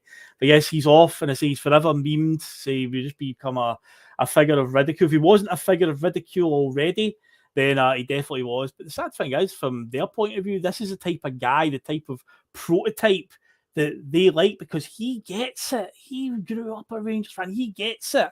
It's like, it doesn't make him a good player. You know, I talked the other night about when I was listening to the Clyde Super Scoreboard, and again, they're doing that thing where they're going round the houses trying to find the answer of who can bail them out on Sunday. What's the answer? Two of them said Scott Arfield. He gives you something different against them. He gives me the boat. That's what he gives me whenever I watch him play Scott Arfield. Honest to God, man. If that is genuinely their answer on Sunday, if somehow they pull that out as their answer, then what is the question? But Halliday's in that same mold because, he gets it. Play him against the Celtic, he gets stuck in. It's like, we're all about good football. It's that not just Kevin people. Previn Thompson prick has been wheeled out yet again. Obviously, he thought he was getting the Rangers job. Let's be honest. He resigned from Celtic Hearts after winning the league. And do you know what? I'm a really nice guy, Si. I'm a really nice guy. And he always tells everyone, see anyone that always has to tell you, Liam, they're a really nice guy. Guess what? They're not a nice guy. And guess what his mantra is? This guy runs the KG Academy, just to produce really great young footballers. Get stuck in about them. That's his advice. That's his advice to deal with Ange. Ange must be sitting there going, fucking hell, it's a tough crowd, lads. It's a tough crowd. It's a tough crowd. Like, fucking hell. You're right. You run academies, mate, and your answer still will be staunchness before football. Yep. Oh, fuck, they're so fucked. It's brilliant. They really are. But I see that's always their go-to answer. Now, something interesting happens in the second half, because earlier on, when I talked about the 2011 game, here's a rarity. 4 Rangers players being sent off over the course of 2 games against us. Here's an interesting one. In the second half, a Rangers red card and a penalty to Celtic. And here's the real shocker. The referee that day was one Bobby Madden. Ross McCrory very clumsily fouls Moussa Dembele early in the second half as he's bearing down on goal to hopefully make it 3-0. But no, he takes him out. Bobby Madden has to send him off. Red card, penalty. And Liam, if we weren't taking the piss already, up steps Moussa Dembele and he thinks, I'm really going to have some fun with this. I'm really going to show you where you are at this point in time. I'm really going to embarrass you. And he Panenkers it down the middle. How brazen of him, but a phenomenal moment. I mean, I was obviously on the stadium that day, and honestly, it was just like hilarious to watch. But yeah, Panenkers it down the middle against West Foderingham, and just to really rub it in. How sickened they must have been. But again, that was almost a Dembele against him. He just loved that fixture, didn't he? Well, I mean, at that point, see when you're looking at him, Panelka penalty, I mean, that's a molligation at that point. And that is just driving that superiority over top of them, that we will beat you in football all sorts of ways. And now we're even this at your world-class, acrobatic, diving, angry goalkeeper, and literally taking the piss out of him. I mean, when they look great. That's one of the best goals I think I've ever celebrated in a Rangers Celtic game. It was just cheeky. It was just it was filth, absolute filth, and fans. That's how our players respond to the fans. We've want to give the fans something that they can get joy from and enjoy it and talk about it and all that, and squaring up and shame games and all that. No, we're talking about Panelka penalties and Miller Cup. Brilliant.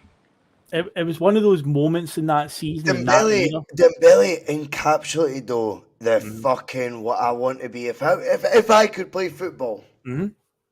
Aye. God, that's the gap. Have to be able to play. That's who I would be. Dembele. Oh yeah. You would be that arrogant. You would go. He worked it out very quickly. What kills them, and he went being good. See if you can be good, and then do we, as Jonathan was talking about, sprinkle a bit of Salt Bay on it. He goes, that kills them. That's how you deal with them. If you want to become a scalper, that's how you do it. You don't just know you're good, you be good with the extra. How's it now? Right? And you watch Henrik do it. See when Henrik does that dink in the 6-2, Henrik was acutely aware of what kills them. It's not just me being better than you. It's me killing you in certain ways, certain styles. Bring it on. I think Dembele got it so quickly. I think, well, put it this way. I think Jota gets it. Yeah. I think Jota knows where he's finishes. Sees even his celebration, the fact he's not over exuberant. He's not going nuts. It's the, I'm like, that guy knows he's killing them. He knows. I think Kyogo, to be honest with you, took a wee bit of time to warm up to it now. I think Kyogo wants to go, yes, we're beating those bastards, come on. And I'm like, no, that doesn't kill them. No. Kill them with the style. Put it on the agony, put it on the style. Certain people just have it. See, by the time Chris Sutton got to his, 5th season at Celtic, 4th season? See, when he starts thinking it for 30 yards out. Oh, God, he's going, that's a far cry from that tap-in that was offside in the 6-2. It was, yeah. This guy's getting it. Aye, the polar opposite, that one, in terms of the style of goal, but what a goal it was. But yeah, that was a chip that day as well, and he chipped it in the middle there against them in that penalty, and just further rubbing it in. It's one of the moments that season, that era, that just encapsulates how far apart we are as teams and where we are. The other one that always comes back to my mind from that era is, I believe it's the 3-2 game at Ibrox, where Kieran Tierney goes through Daniel Candeias with like a slide tackle, a typical Tierney slide tackle. Candeias is rolling around the ground in agony, screaming, and there's this image of Tierney just walking away with this really cold look on his face, like not even looking down at Candeias, just walking away from him, and it's just like that image of just like absolutely bodying him. It's like that sums up that whole era at that point. But yeah, they're 3-0 down. They're absolutely in turmoil at this point. They're a man down, and it was about to get even worse for them, because not only did we get one penalty in this game and a red card for Rangers, run by Bobby Madden of all people, we got another penalty. Patrick Roberts, the ball broke to him. It was just in front of the goal, and it looked like he was going to get his goal, because that's one thing that he missed against Rangers, was just getting that goal. But he's going to put it in the net, but now he gets poleaxed at the last second, I believe, by Russell Martin, and it's a penalty. This time, though, Dembele does the step up. He gives it to his mate, Olivier Ncham, who tucks it away to make it 4-0. And it's an absolute doing. And one thing that I love about this, because Hampden, as we know, it's not the most popular stadium, it's not the best stadium. One thing it's got that I like is the big screens in it are really high definition LED boards, and there's a lot of pictures doing the rounds on Google, if you look for it, where you'll see a bit of action for the game, and you see that big, bright, white scoreboard in the background, and it just reads in white background, black writing, bold text, 4-0 to Celtic. And it's just like, it sums it up. It's, again, one of those just images. You just look at it, and it's so powerful, where it just speaks 1,000 words. You just see that, Liam, where it's like, that just sums up. You don't even say anything. You just look at the picture, and it tells you everything you need to know, because usually the pictures you see are also at the end, or the camera's looking towards the Rangers end, and so many of them have filed out at that point. There's a lot of empty red and blue seats at that point as they're all filing out, and that big scoreboard's hanging over it, just saying 4-0. It was just a phenomenal day at the office, wasn't it, Liam? Oh, fantastic. Just, again, class. At that point, I felt we were a juggernaut, Nobody could stop it. We were just going to steamroll, and what I thought was we were doing it right way. I mean, that was peak primetime Rodgers. We were all in love with the guy at the time, and, and he was producing for us, and he was producing it on a level. It's funny, like, seeing these two games and just looking at some of the patterns, right? Both times Northern Irish managers, right? First time, Walter Smith. And Walter Smith was very much the establishment. Suit, tie, Ignatius Brogues, sometimes sitting in the stands.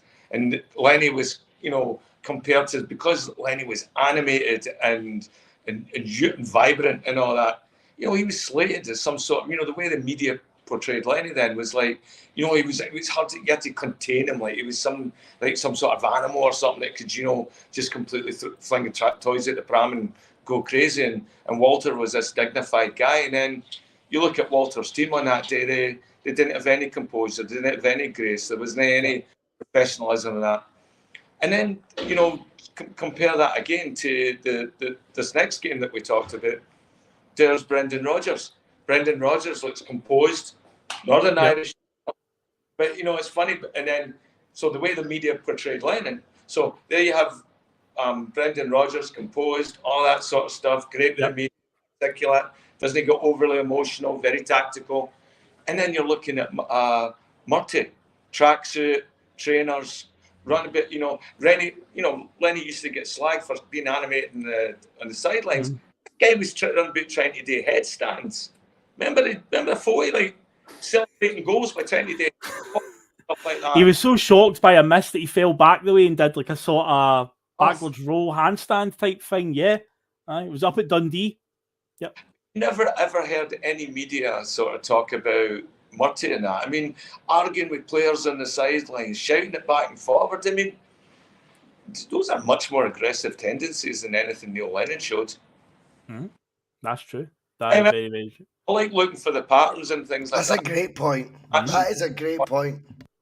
And there's similarities and contrasts there.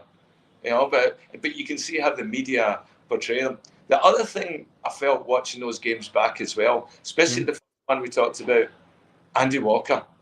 Andy Walker as a commentator, my God, you would think he'd grown up inside a Loudon Tavern or something.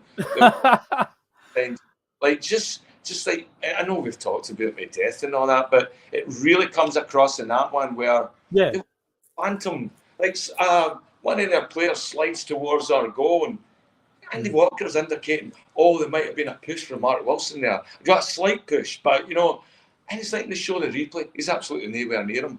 And it's just, he's got this sort of like sense where he's projecting rather than commentating. He's saying things he thinks will happen, or he thinks the way the show should go, or what people want to hear from him. And I don't know, just an absolute dumpling. What you showing? That's the breaking news. That's the kebab ordered. Michael McDonald wins the. All you have to do, all they had to do was say, send me your address in an email and I'll buy you a fucking kebab. He has now got a mixed king kebab. Go to his address. Michael McDonald, congratulations, you win the most bizarre bus prize of all time. Do you know what? See on payday, see if you can't be sound to people that spend hours and hours and hours watching us idiots talk. Then when can you? I am not a man of many means, as you know. But when I get paid, I'm flush for the weekend. Michael McDonald, always grilling me about my clobber, by the way. To be fair, he's fucking naughty that way. But I'll take it on the chin. He came in first. He won. And it's a king mixed kebab. Michael McDonald, nice one, mate, and well deserved. And thank you for being part of the Boise bus. This is how we roll. See if any cunt thinks I am here to take the piss out of money and all this nonsense. This business it'll become a business by default. But just because we all made it together, not because I think I'm Sir Alex Ferguson after winning 3 awards down in some silly awards. You know what I mean?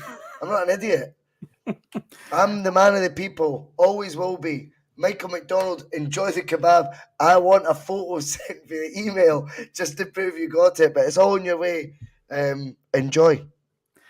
How many live Celtic podcasts or even football podcasts, the first ever giveaway they did was a kebab? That is a milestone moment. That is a landmark moment. That is history. A kebab was the first prize given away in the Boys. Well, that'll be trivia in Bustalgia in a few years' time. What was the first prize that was given away on the Boise bus? It was a kebab.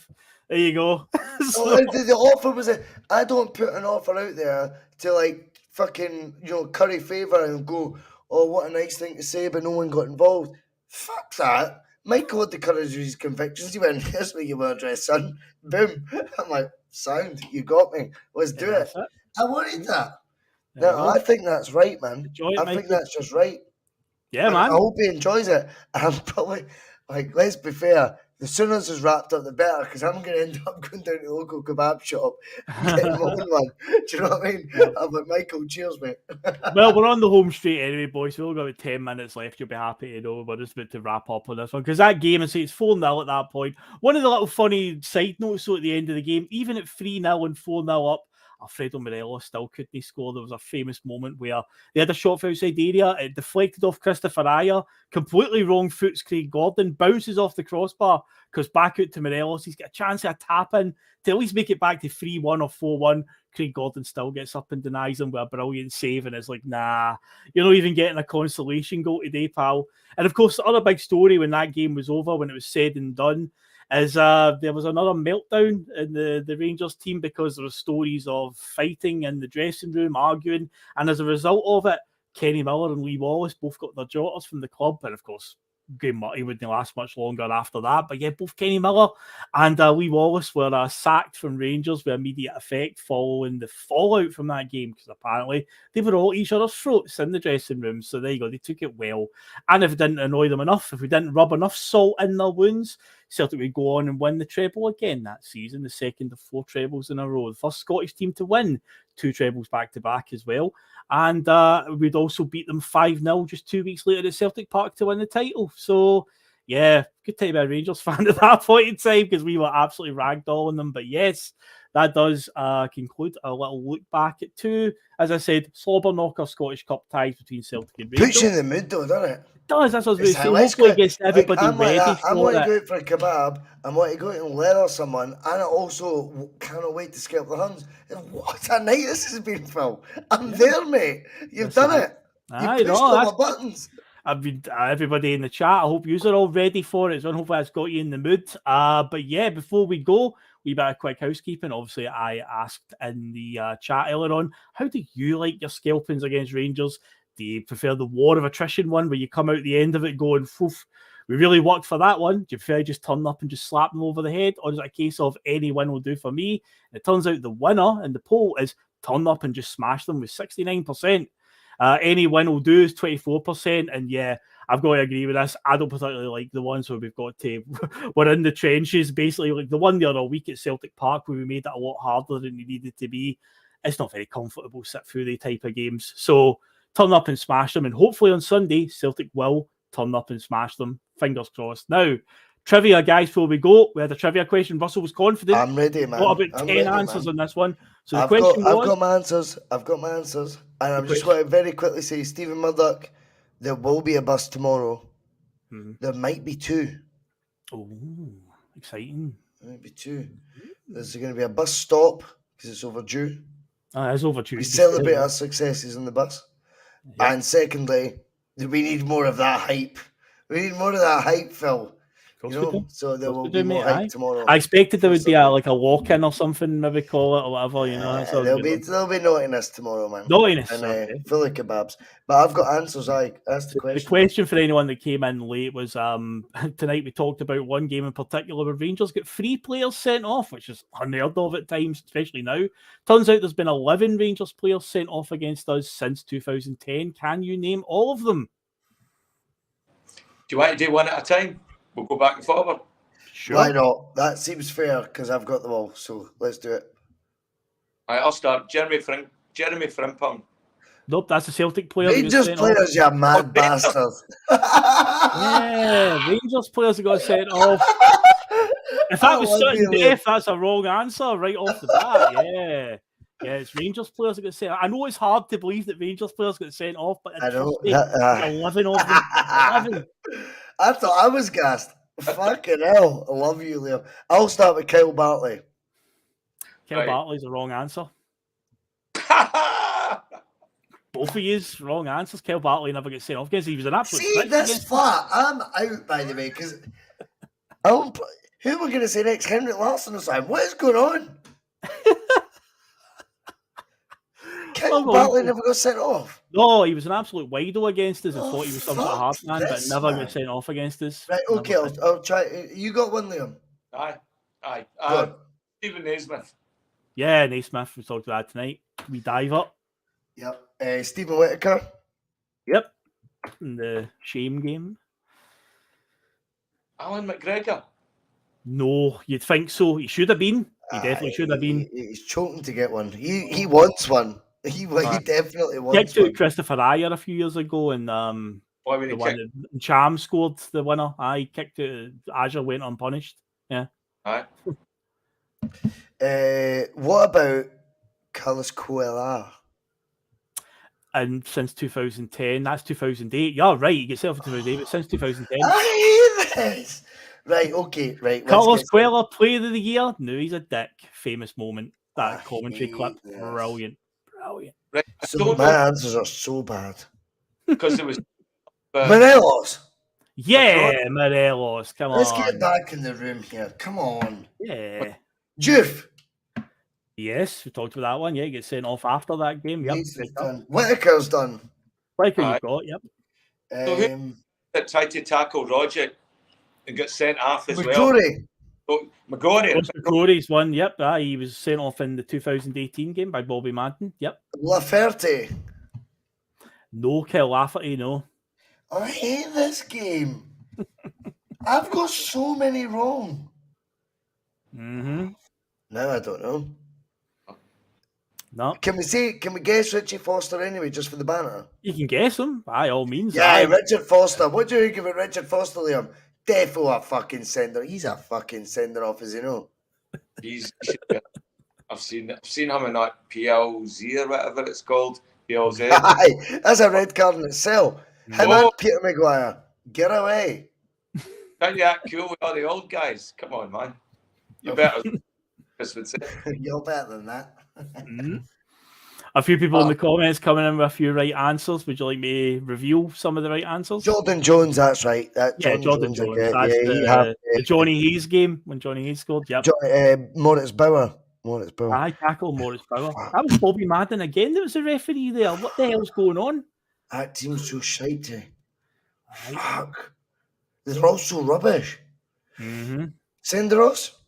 Senderos, yes, the 5-1. Come on, boys. He get put on his arse by Juve and then get sent off later in the game. Come on. Start. Shit. Come on. This is harder than I thought. I can't emphasise enough.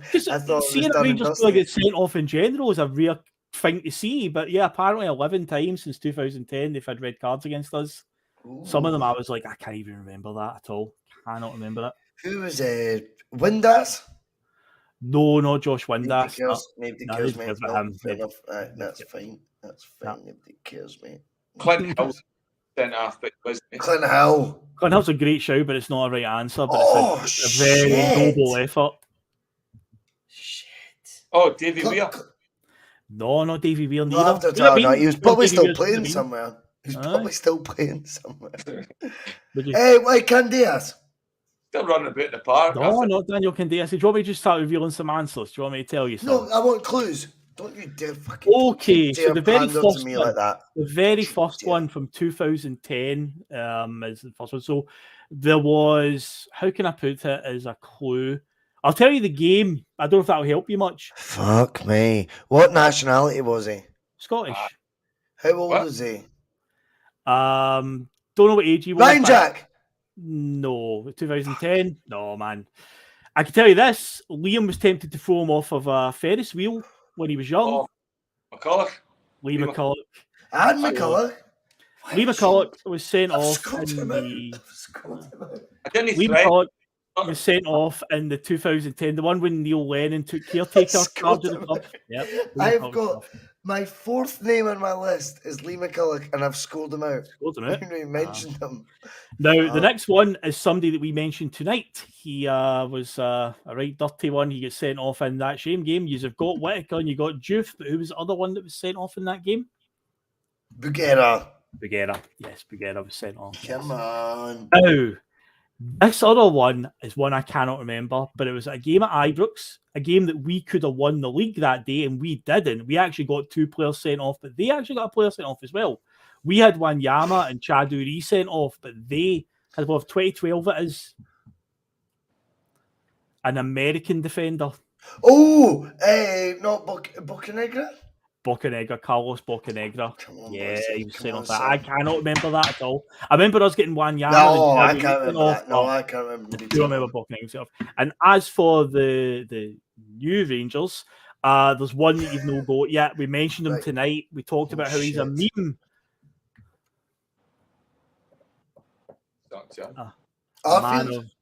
No. He gets it though. He gets it. Fuck, they'll get it. To be fair, yeah. They're gonna get it.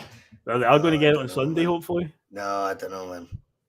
Oh, half the stadium were singing his name when he gets subbed off. Andy Halliday, Andy Halliday. The game when Scott Brown is winding them up at full time. Andy Halliday was throwing punches at Asia. He gets sent off after a game. So there you go. That's all the ones that have been sent off against us. But yeah, that. Right, I need to go. Boom, done. So you head off. Wait, I'll I'm wrap at the up pub. the show, mate. I'll see you all later. Cheers for that. Yep. See you, Boise. All the best, mate. What a man. Yeah, I'll wrap up the show there. So as Boise says, there's a good chance there's going to be 2 shows tomorrow. He's got something planned. We need a bus stop episode. We definitely do. And yeah, he's planning on maybe a wee cheeky Saturday night show just to get you further in the mood. So hopefully tonight has helped with that one as well. But yeah, we'll be heading in. Of course, PMP and the Sunday Blair will be around on Sunday. I'll actually be at the game on Sunday. I'm one of the lucky ones that was successful in the ballot. I've not beat Hampden since 2021, so I've missed out on quite a few ballots in the last year. So it'll be good to be back. So hopefully I'm seeing a nice, comfortable 4-0 style victory. Liam, before you go, what is your prediction for Sunday? 4-0. So 4-0. There you go then. Comprehensive. I hope that happens, mate. Early, and I'm projecting 4-0, so we'll see how close I get to it. I'm as pumped this week as I usually am for games. You?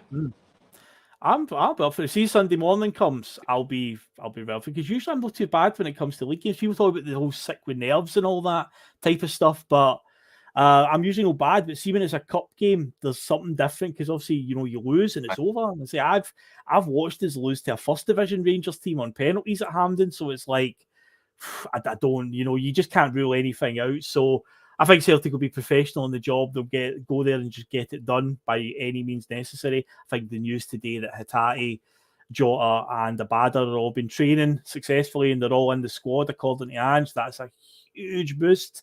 So hopefully they can come into the team and make an instant impact. But yeah, it will be, the word I used at the top of the show, it'll be a slobber knocker when it comes. So we're heading off now, folks. Hopefully you've enjoyed tonight. We look back at a couple of classic humdingers from yesteryear. And yeah, we'll be back tomorrow. Keep your eyes peeled on your YouTube feed because I say Russell's got something planned for tomorrow. So yeah, it'll appear in your notifications. As long as you've hit that subscribe button, you'll get it. But yeah, just make sure you do. And yeah, folks, we will catch you later. And yeah, come on, Celtic, come on. I mean, you've all that stuff at the start. They won't be playing Tina Turner on the coach on the way home, will they? Some of his comments about me deliberately trying to cause controversy. Well, I'm like in the media now. And you've got someone sitting there next to you who's an embarrassment to the media profession. He's an apologist. He's a charlatan. He's a Rangers puppet. He's a cheerleader. That's what he is.